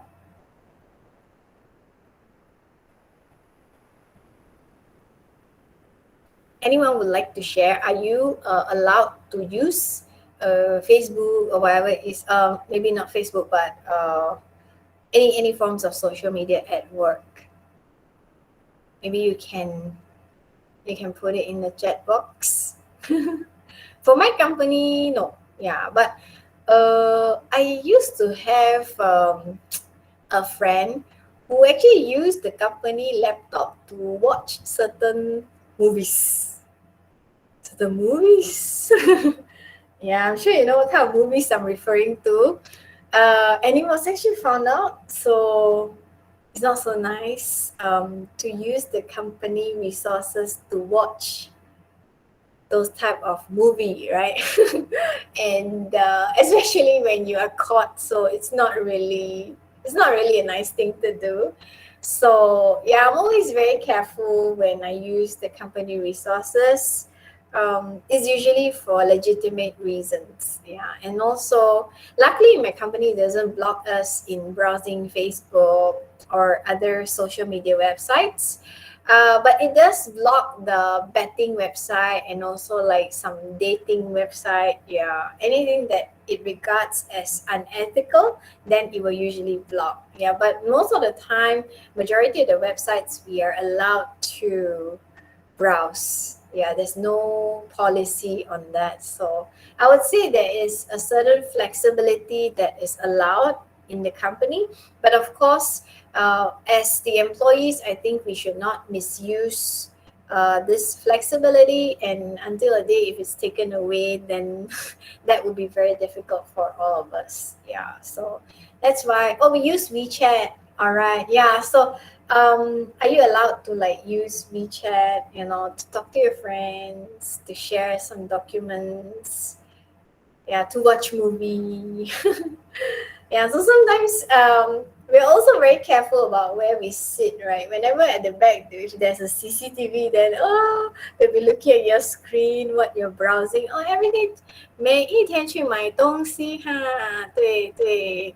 以前我很喜欢买东西，然后以前我们的公司呢是很好的，你可以寄东西去你的公司，然后我是拿第一的，因为我是淘宝，我是淘宝拿第一，然后就因为在家就没有人去等那个东西来嘛，对不对？所以我们全部就是寄去我们的公司。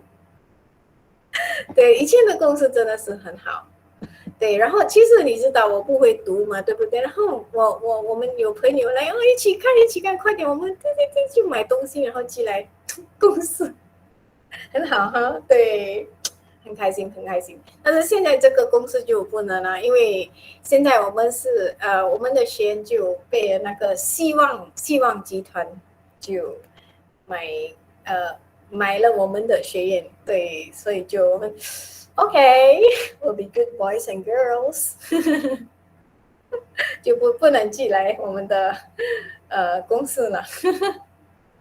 呀，其实我很喜欢在去买东西呀，对，什么也买，对，很喜欢买东西，买这个啊，买这个，买衣服，买那，然后我们开那个开箱的时候真的是很开心，很开心，然后有很多我的跟我们一起做工的呢，就要来看你买什么，买什么，买什么，快点开给我们看，然后就 very excited. That excitement is money cannot buy. Very excited. Yeah, when we receive something, we all tear and we all break everything. Yeah, it's just so excited. It's like every day. It's like Christmas. So when we open up, it's like opening up our presents. Yeah, so it's really very happy. So that's the fun of online shopping. And of course, now I don't really buy anything from Taobao anymore because I think last time it was through like an agent.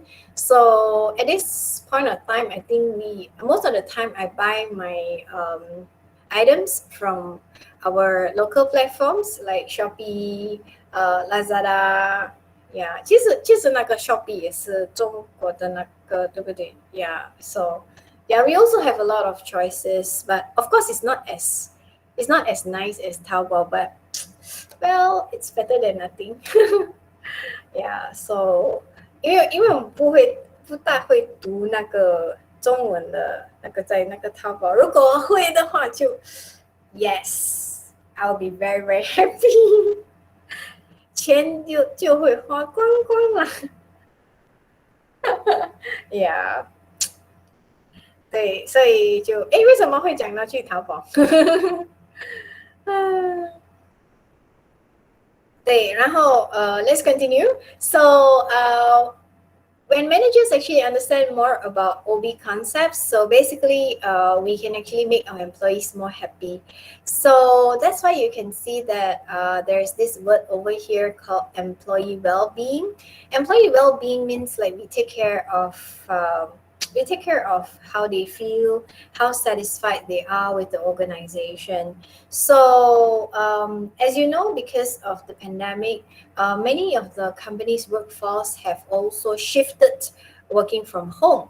So when we work from home to a common family, I think there's also a number of different things to handle. We need to handle our family. We need to like housewife. Then they need to do the housework. So work no longer sleep.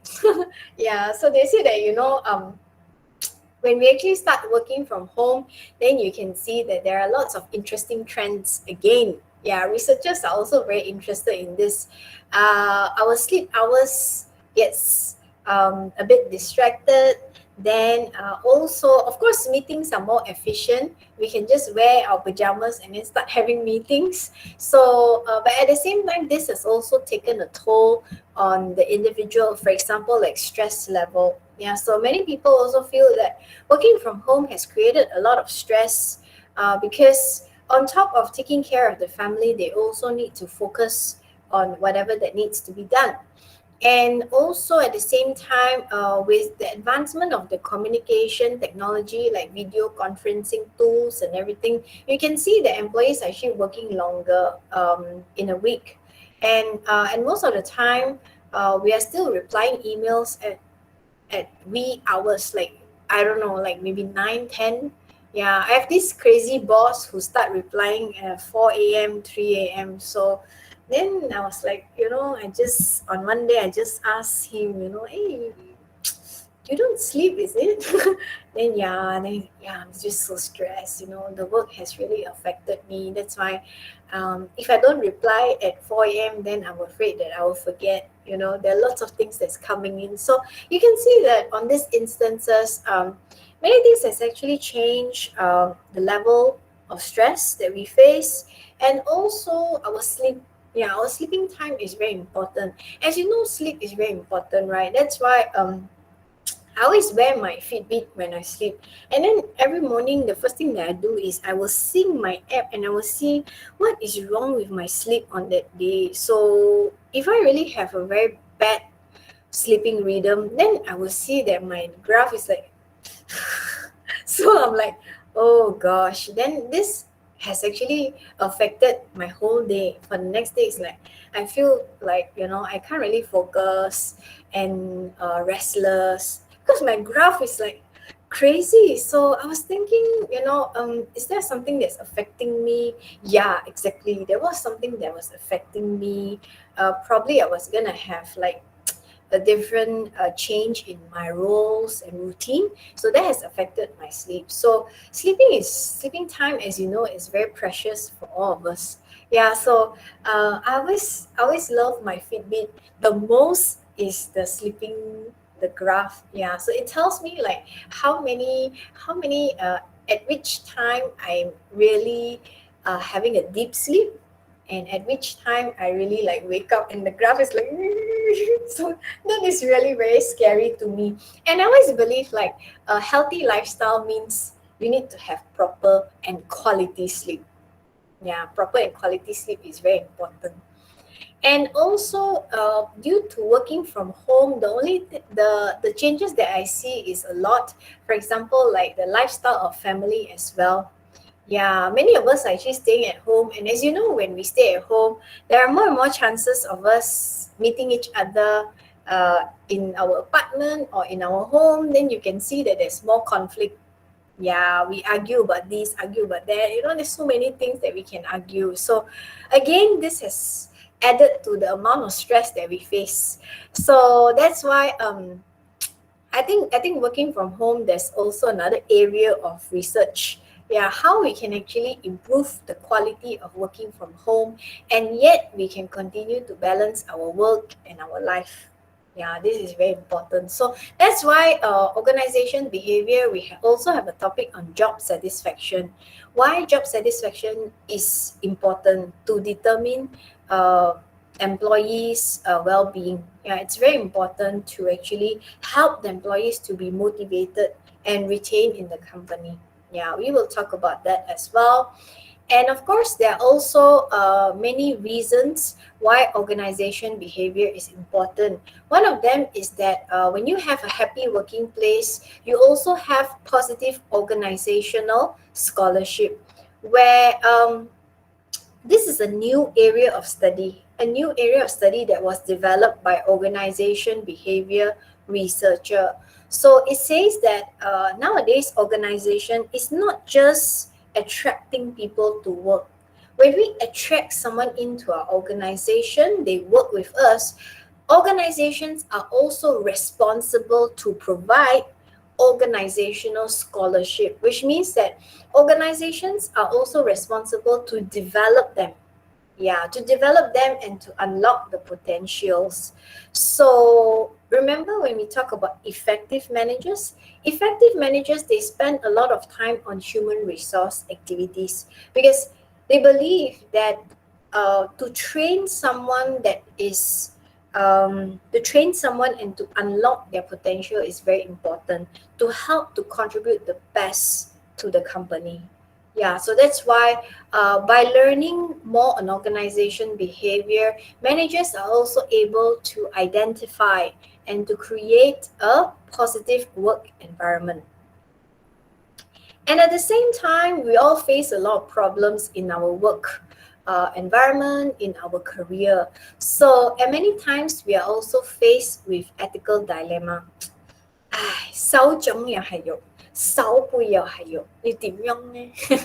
Yeah, so that's the meaning of ethical dilemma. So managers also face this when it comes to resources. When resources are very scarce, very limited, so sometimes we need to make a choice.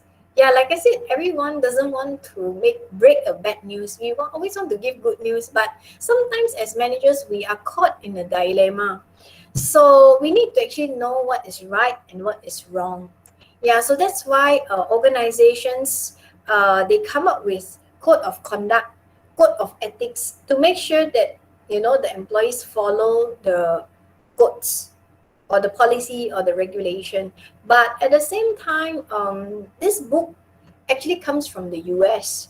But as you can see in the US itself, right, there's also many organizations that actually breach the code of conduct.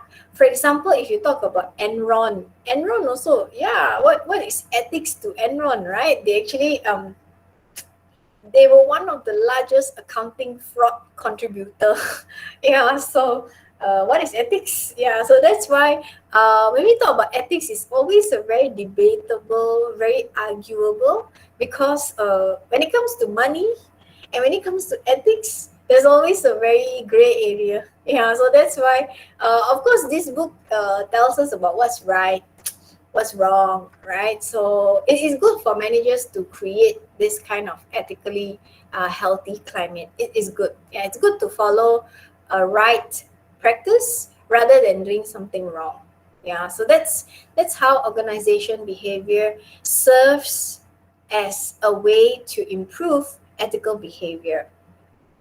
So this book is basically organized in such a way we learn about individuals and what they actually go through and what is the outcome, and that is how we can understand each level. So we will study like individual level, then we move on to the group level, and the last one is organizational level.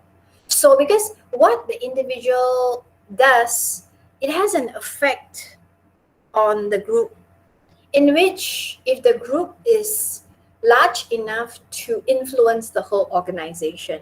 So that's why the studies of the book is analyzed in 3 levels of analysis. So I think you can go through that. And the last one is I would like to share with you on what is the outcome. So by studying all these things, right, we're able to develop an understanding on employee attitude. Yeah, and also on stress, on the task performance. How can we improve as a manager? How can we improve the task performance of your employees. Yeah, so of course, when we talk about task performance, we always want to look at effectiveness and also efficiency.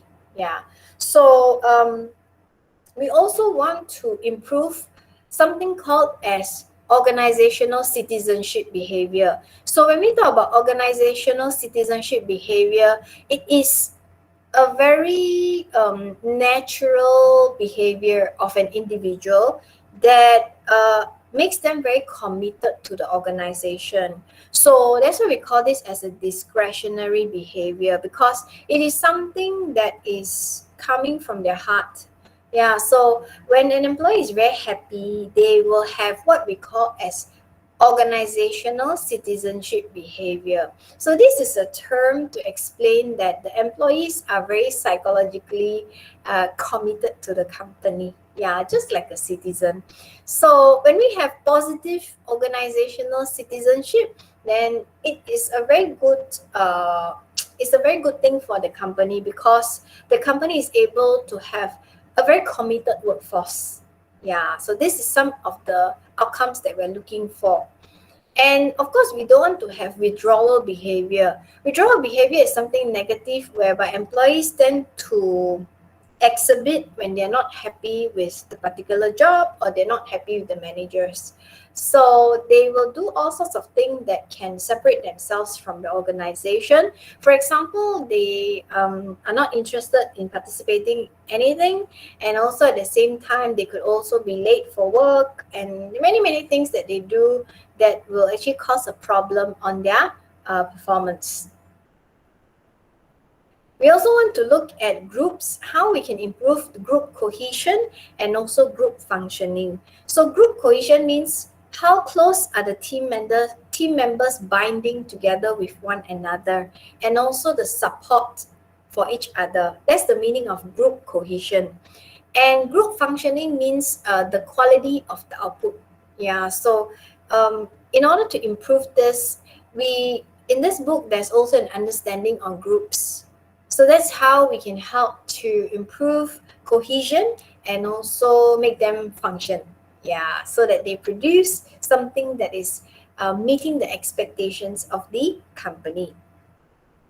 And of course, productivity and survival is very important for an organization. An organization is productive when it is effective and efficient. So when we talk about effective, just to reinforce what is the meaning of effective, when a company is effective means it's meeting the objectives. Yeah, it's doing what it's supposed to do. But when it's efficient means it's doing what it's supposed to do and also doing it at a very low cost. So that's the meaning of effectiveness and also efficiency. So at the same time, organizations also is required to manage its people in order to allow itself to survive through the hard time and to grow over the long term. So that's why I quote again the example of Air Asia, right? I always see Tony Fernandez, he posted a lot about his team. I always say that, look at my stewardess. They are so beautiful. They are so qualified. Come and join us. Come and join Air Asia. So he's always like creating this very positive image to the outsider. So that's how I believe that Air Asia actually survived through the pandemic and still surviving. Yeah, so of course, they're also looking at sustainability, how they can actually grow over the long term by venturing into like food delivery business. Yeah, so organization survival is very important because it's a simple evidence that the organization is able to exist and grow over the long term. So there are also many business terms that is associated when we talk about organization survival. One of it is business sustainability, like to continuously create the ROI, the financial sustainability, to continue to re-engineer its processes, and also companies like Toyota, they have continuous improvement, Kaizen, all these Japanese terms to reflect what is regular and incremental improvement. So that's the whole idea of making the organization survive. So by keeping your people happy, it can more or less contribute to such an outcome, which helps the organization to survive. So, last but not least, it's important to have interpersonal skills to unleash leadership as well. So, it's not just about understanding your people, and it can help the organization to grow. At the same time, it can also create leaders, which means that managers are able to use their strength to become a strong leader and lead the team well. So that's the whole function of organization behavior, and also the introduction of the book in chapter 1. So usually in chapter 1, we talk about the general idea of what is the topic. Then we move on to our next topic, which is on diversity. So I will talk about the next topic now as I share with you the slide. So please give me about 1 minute, then I will share with you the slide. Yeah. Any question?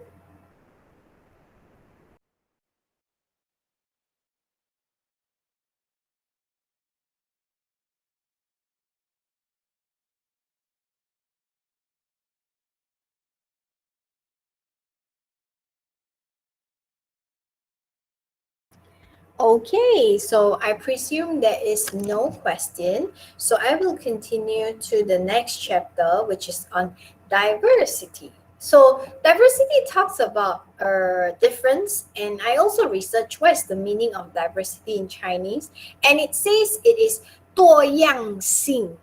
Yes, 多样性.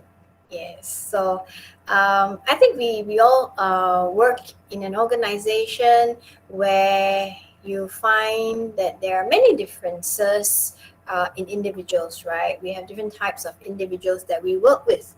So in this chapter on diversity, managers learn to recognize why differences are important and why are they actually requiring the attention in many organizations. So as organizations grew larger and larger, you can see that the number of workforce that they hire are also increasing.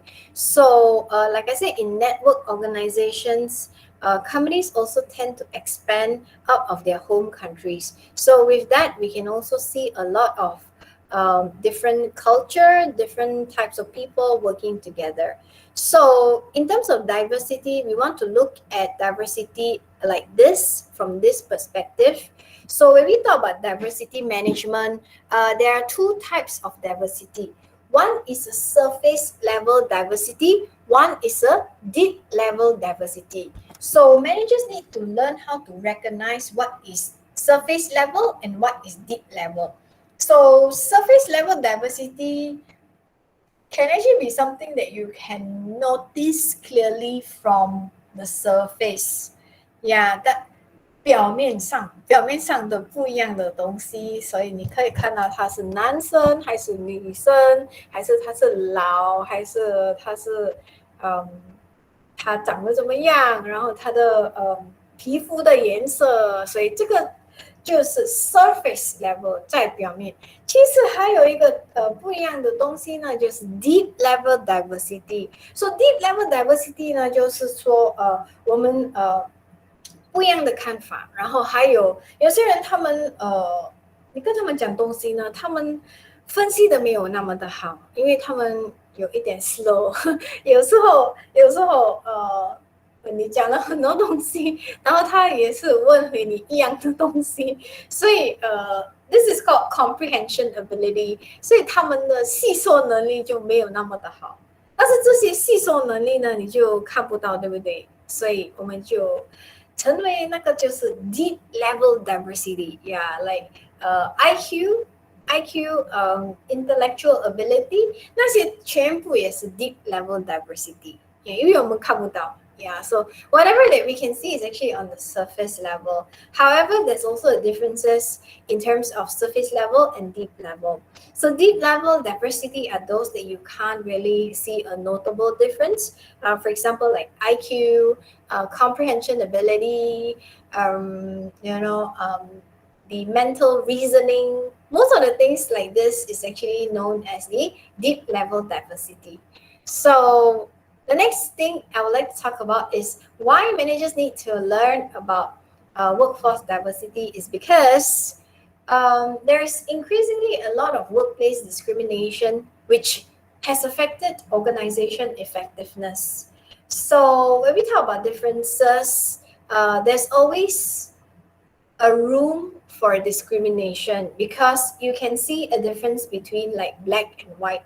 Yeah, so when this happens, it can actually cause people to feel inferior. It can cause certain people to feel that they have been treated unfairly. So they always feel that there is a type of threat. They call it the stereotype threat. Like, for example, if let's say I'm a Chinese, yeah, then I work in a Indian company, yeah, or I've been posted to a country like somewhere in India. So before I even reach the company, I can feel that there's a sense of threat in me because I don't know if I can actually cope with the local culture over there. And I'm the only Chinese working in the company. So that type of feeling that I feel is called stereotype threat. Yeah. So some people they will feel it and it can affect their work performance because they feel that they are less competent. They feel that they are actually different from the others. So certain employees may find this as a threat. Yeah, may find this as something that can hold them back in their work performance. So that's why it's important for managers to recognize discrimination and to know how to prevent it is very important. And let me elaborate to you what are the different types of discriminations that we actually, most of the time, we see in the workplace. So the first one is discriminatory policy. So there are sometimes like certain policies that tend to marginalize older worker. So certain older workers, they may be targeted for layoff. When the company is not doing well, the first batch of people that they will cut most of the time is those who are taking a high amount of paycheck. So when these people are actually targeted to lay off, they might actually feel that they are being discriminated because of the actions that's taken by the company. So at some point of time, there may be discriminatory policies that's involved, which may treat these people unfairly. So this is just an example. Of course, it may not happen in most of the organizations, but there are organizations in the US that actually have this kind of discrimination. So second one is sexual harassment. Sexual harassments, I think all of you know, anything unwanted sexual advances or an offensive word that you say to a female colleague or a male colleague, male and male, yeah. So there could be possibilities for sexual harassment.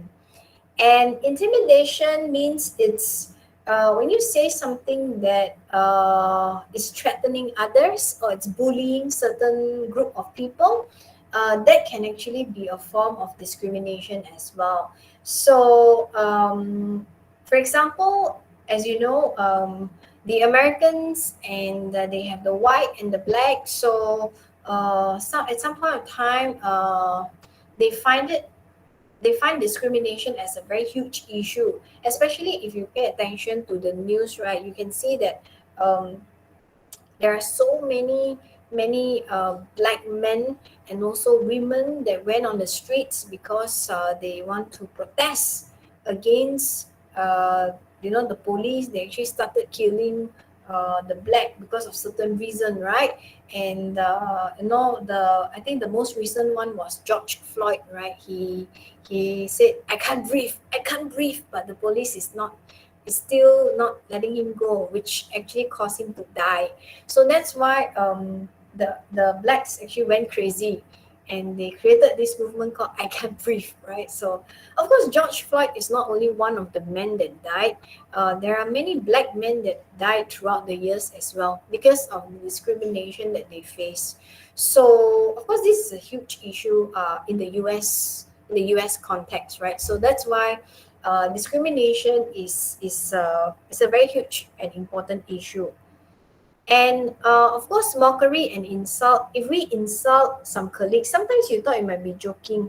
So, but in certain meetings, if we say something wrong or something that is not meant to joke about, it could be regarded as a form of discrimination as well. Yeah, or you're insulting someone. So that can actually be a way for an employee to file for discrimination. And yeah, in the US, actually, they have a huge regulation to protect this group of people that is discriminated. In Malaysia, I think we do have such policy to protect the employee, but it is not very strong because and many times I think we don't have this kind of issue. As far as I'm concerned, as far as I'm working in this few company, I don't find any discrimination, and there's no problem that happened to me. So yeah, in Malaysia, I believe that we do have such a policy to protect the employees from discrimination.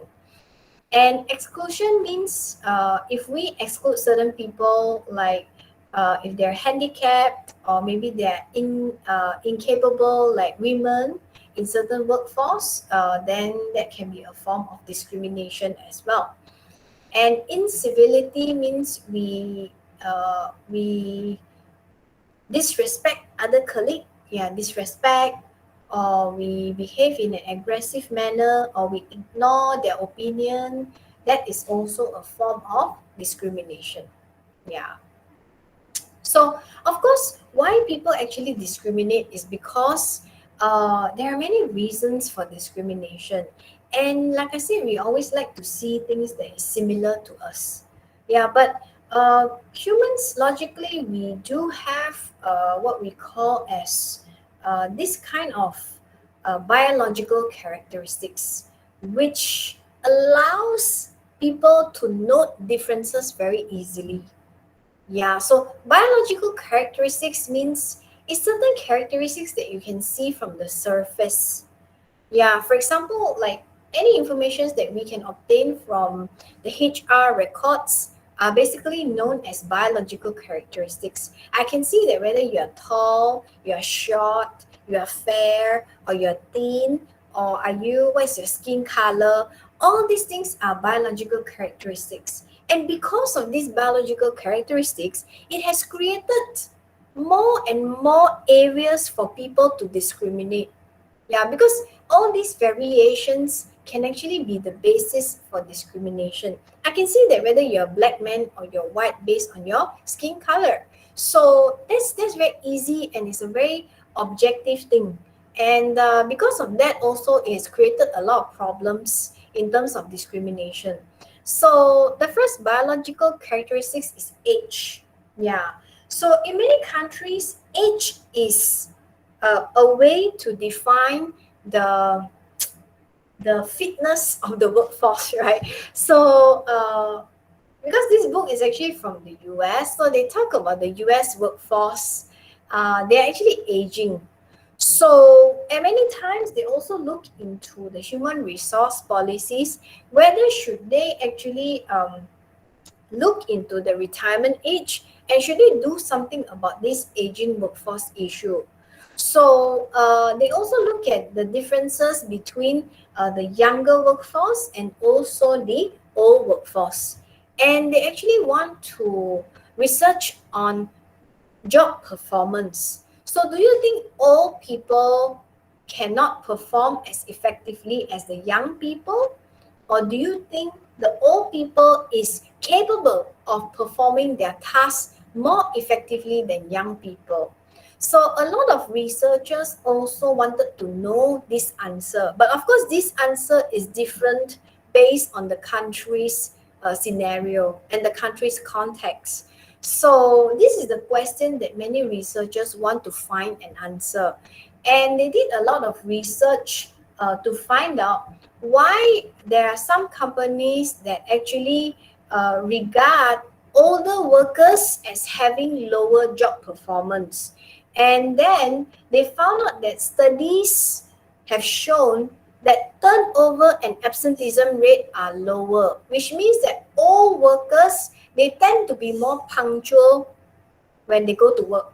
They rarely go absent, and they also rarely resign or they leave the company. I mean, obviously, when they're old, then you don't really want to leave the company, right? So I think these are very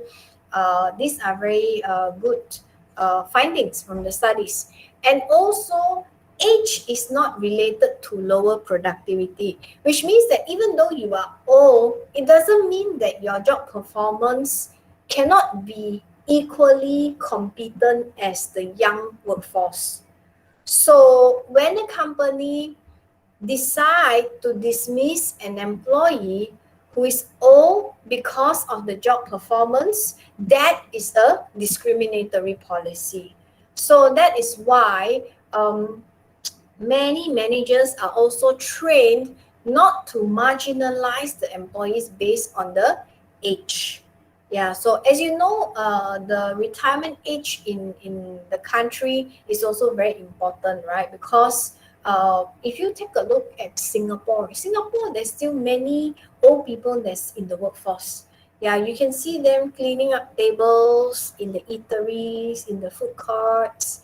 Yeah, so because of many reasons as well, they are still working.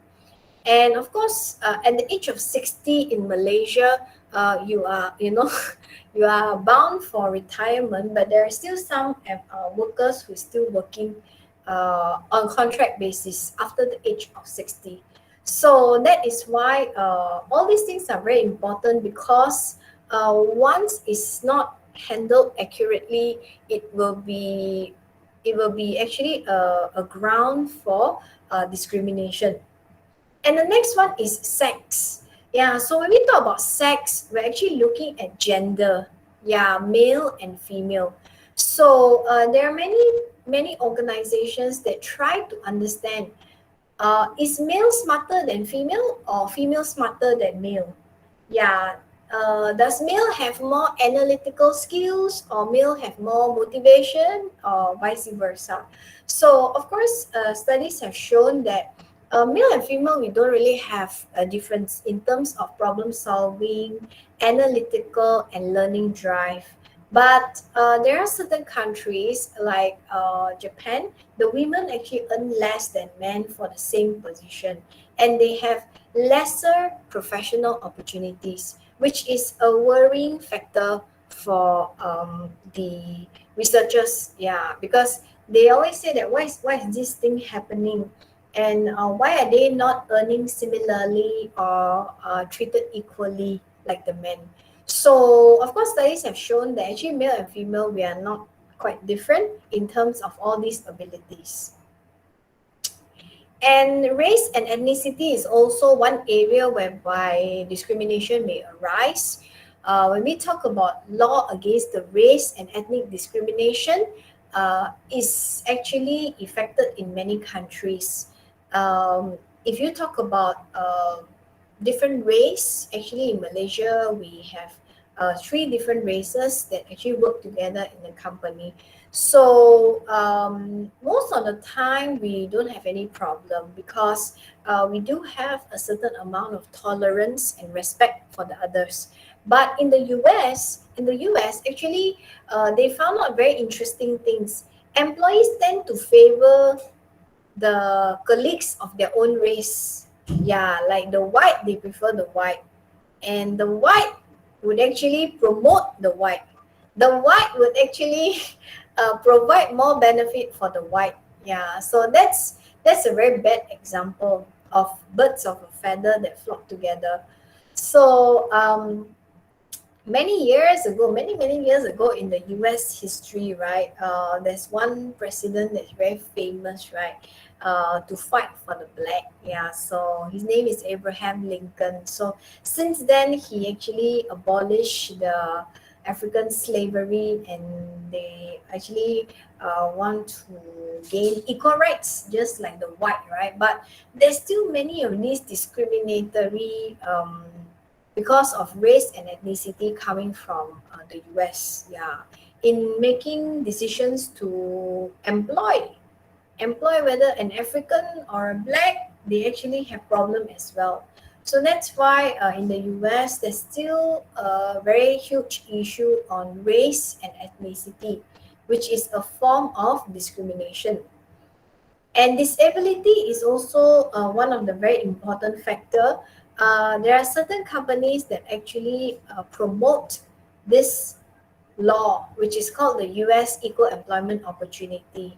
So equal employment opportunity means a company must not marginalize an employee if, let's say, he has a mental impairment or maybe physical impairment, yeah, or maybe he requires a wheelchair to move around, yeah. So they have this commission to actually look into certain equality for disabled.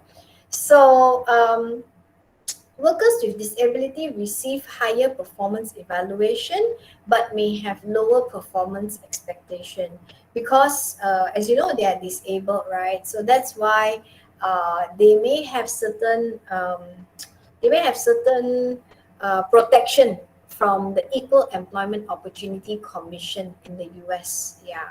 So of course, I think one of the company that does this very well is Starbucks. Yeah. So as you know, Starbucks in Malaysia, we actually have this Starbucks with deaf barista. Yeah, deaf barista, because I have one Starbucks that's nearby my place that is actually one of the first Starbucks in Malaysia that hire a deaf barista.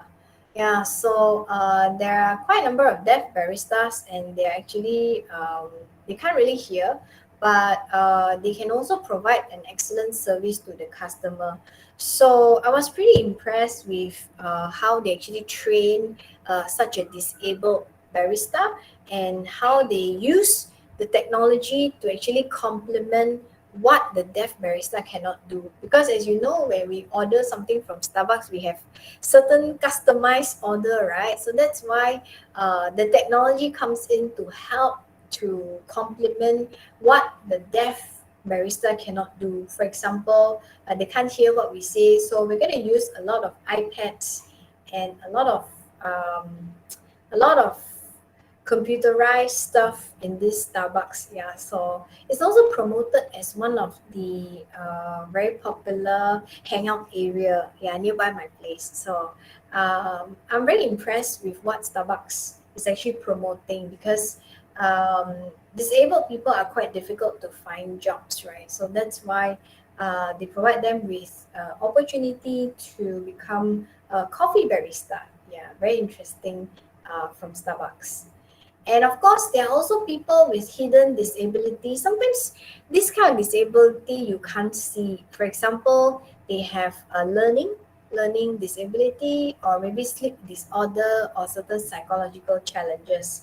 So these are what we know as the hidden disability, and we can't really see it as a manager. So at many times when these kind of employees, they open up to the manager must be able to accommodate the employees and try to talk to them. Like if, let's say, you're facing certain stress, then maybe the manager can advise the staff to, look for some healthy lifestyle, like to do some exercise if there's a sleep disorder, for example. So all these things are very important, because employee well-being is very important to ensure that the organizations perform effectively. And the next one is tenure. Tenure is also one of the biological characteristics that is very important, because when we talk about tenure, it is a good predictor for employee productivity. Tenure means the number of years that the employee is working with the organization. So let's say if we're talking about the CEO or maybe the senior management, they should be working in the company for many, many years. Yeah. And researchers have found out that tenure and job performance are positively related, which means the longer you work in the company, the better the job performance is. So it's closely related, because as a person climbs up the corporate ladder, he or she is actually gaining a lot of experience and a lot of understanding and becoming experts in the area. So that is why tenure and job performance, they're actually related. And it's a good predictor of employee productivity. And when we talk about religion, yeah, it's also an area that is debatable. A lot of discrimination that happen, especially for the Muslims. Yeah, the U.S. law actually prohibits discrimination, but things still happen, like George Floyd. Muslim-related issue recently was the Asian Americans, right? So, yeah, these are some of the things that's not very good that's happening in the society, which is actually making people scared, right? Discrimination. And when it happens in a very bad state, you can see that people are actually protesting. Yeah, the Asian Americans are all protesting. Why are you treating us like this? So I've actually watched a video before.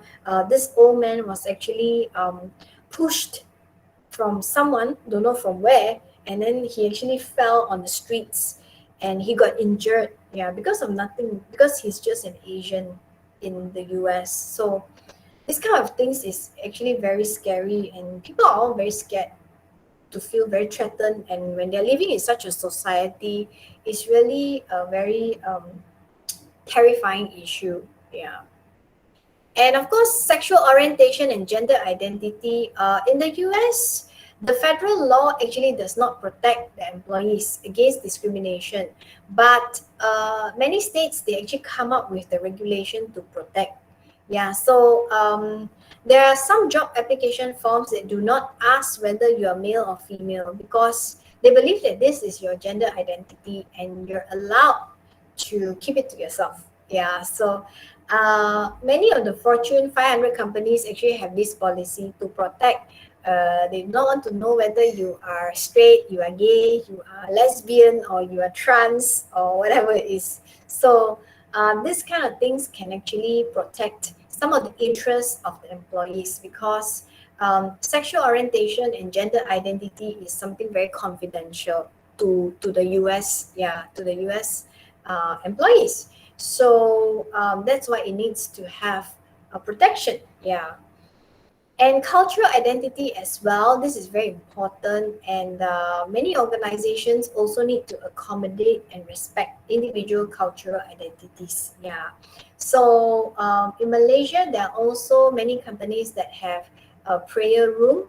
Yeah, which allows the Muslim employees to perform their prayers. So this is a way of how organizations actually learn how to accommodate and respect individual cultural identity.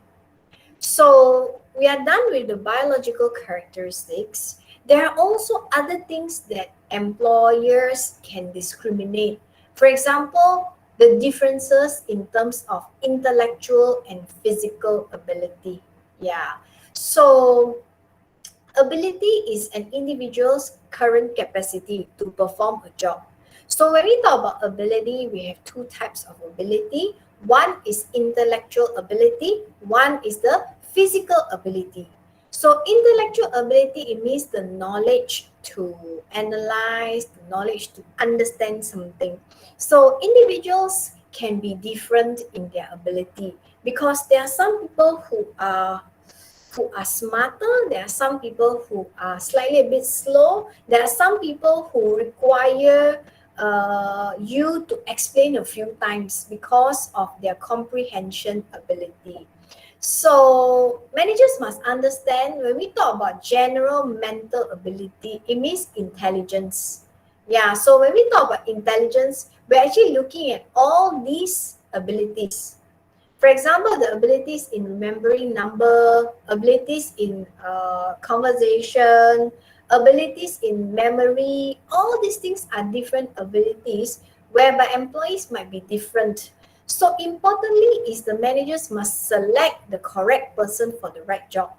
For example, if let's say you are hiring an accountant, the person must be very good in numbers. Yeah, number aptitude is one of the most important criteria in make sure that the employee fits the job. Yeah, and if you're talking about a plant manager, then the plant manager must be able to have some form of verbal comprehension. Yeah, able to understand and to relate the words to each other. Yeah, so important thing is that each of us we have different strength and we have different intellectual ability. So it's very important for the manager to hire someone that is suitable for the job. Yeah, suitable for the job and is able to carry out the job effectively based on the different intellectual ability. If not, you find it difficult to train someone. Yeah, if let's say you train someone to become a waitress, right? So a waitress must also have some form of memory ability because they need to remember some things from the menu, or maybe they need to have an idea of the items in the menu, so that if let's say a customer orders something that's wrong, then they're able to correct it immediately. Yeah, so memory is very important for many service sectors, not limited to restaurants, but it can also be a salesperson. To remember the customer name is also requires memory. Yeah, so that's why this is also a form of intellectual ability. And physical ability is a different set of ability, is known as the capacity to perform certain tasks.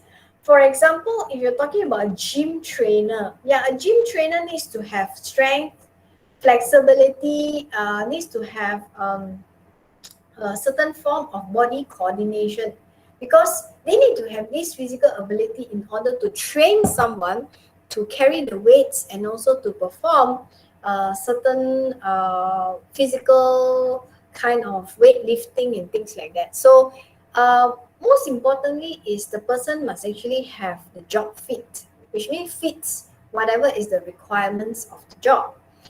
And of course, many organizations try to manage diversity effectively. So they come up with different ways to actually make the employees work together harmoniously. One of them is diversity management.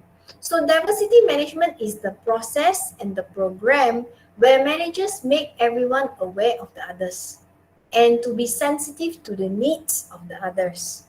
So certain organizations they create diversity training.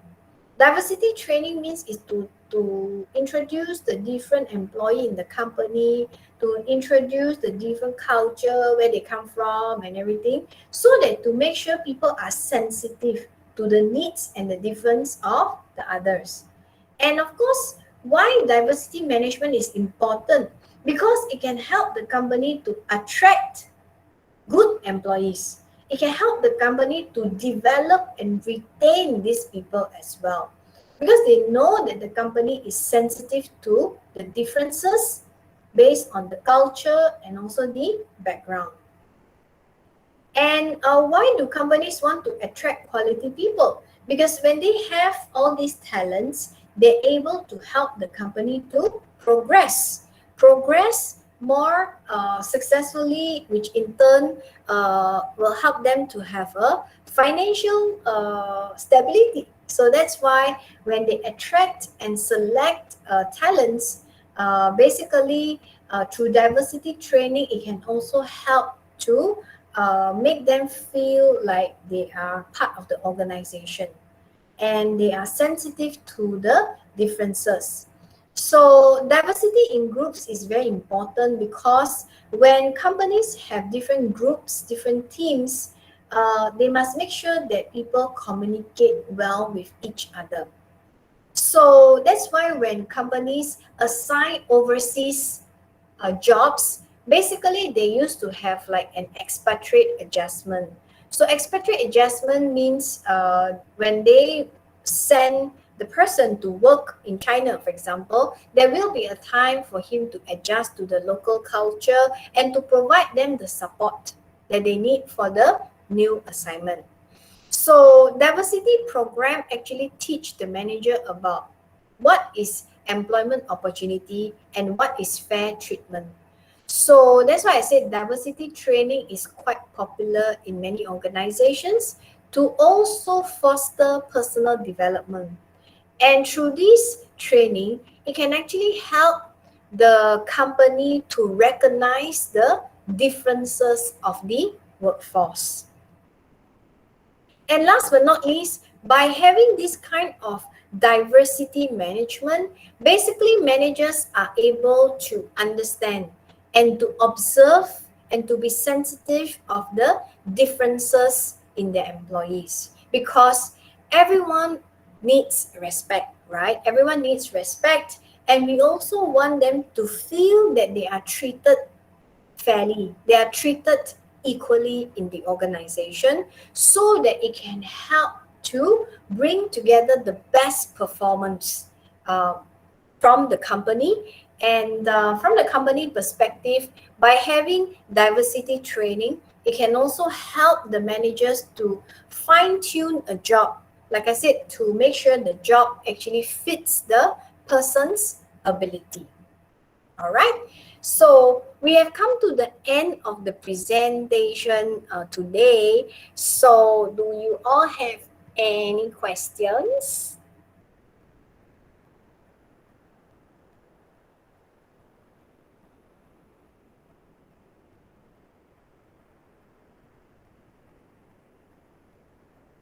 Yes, any question?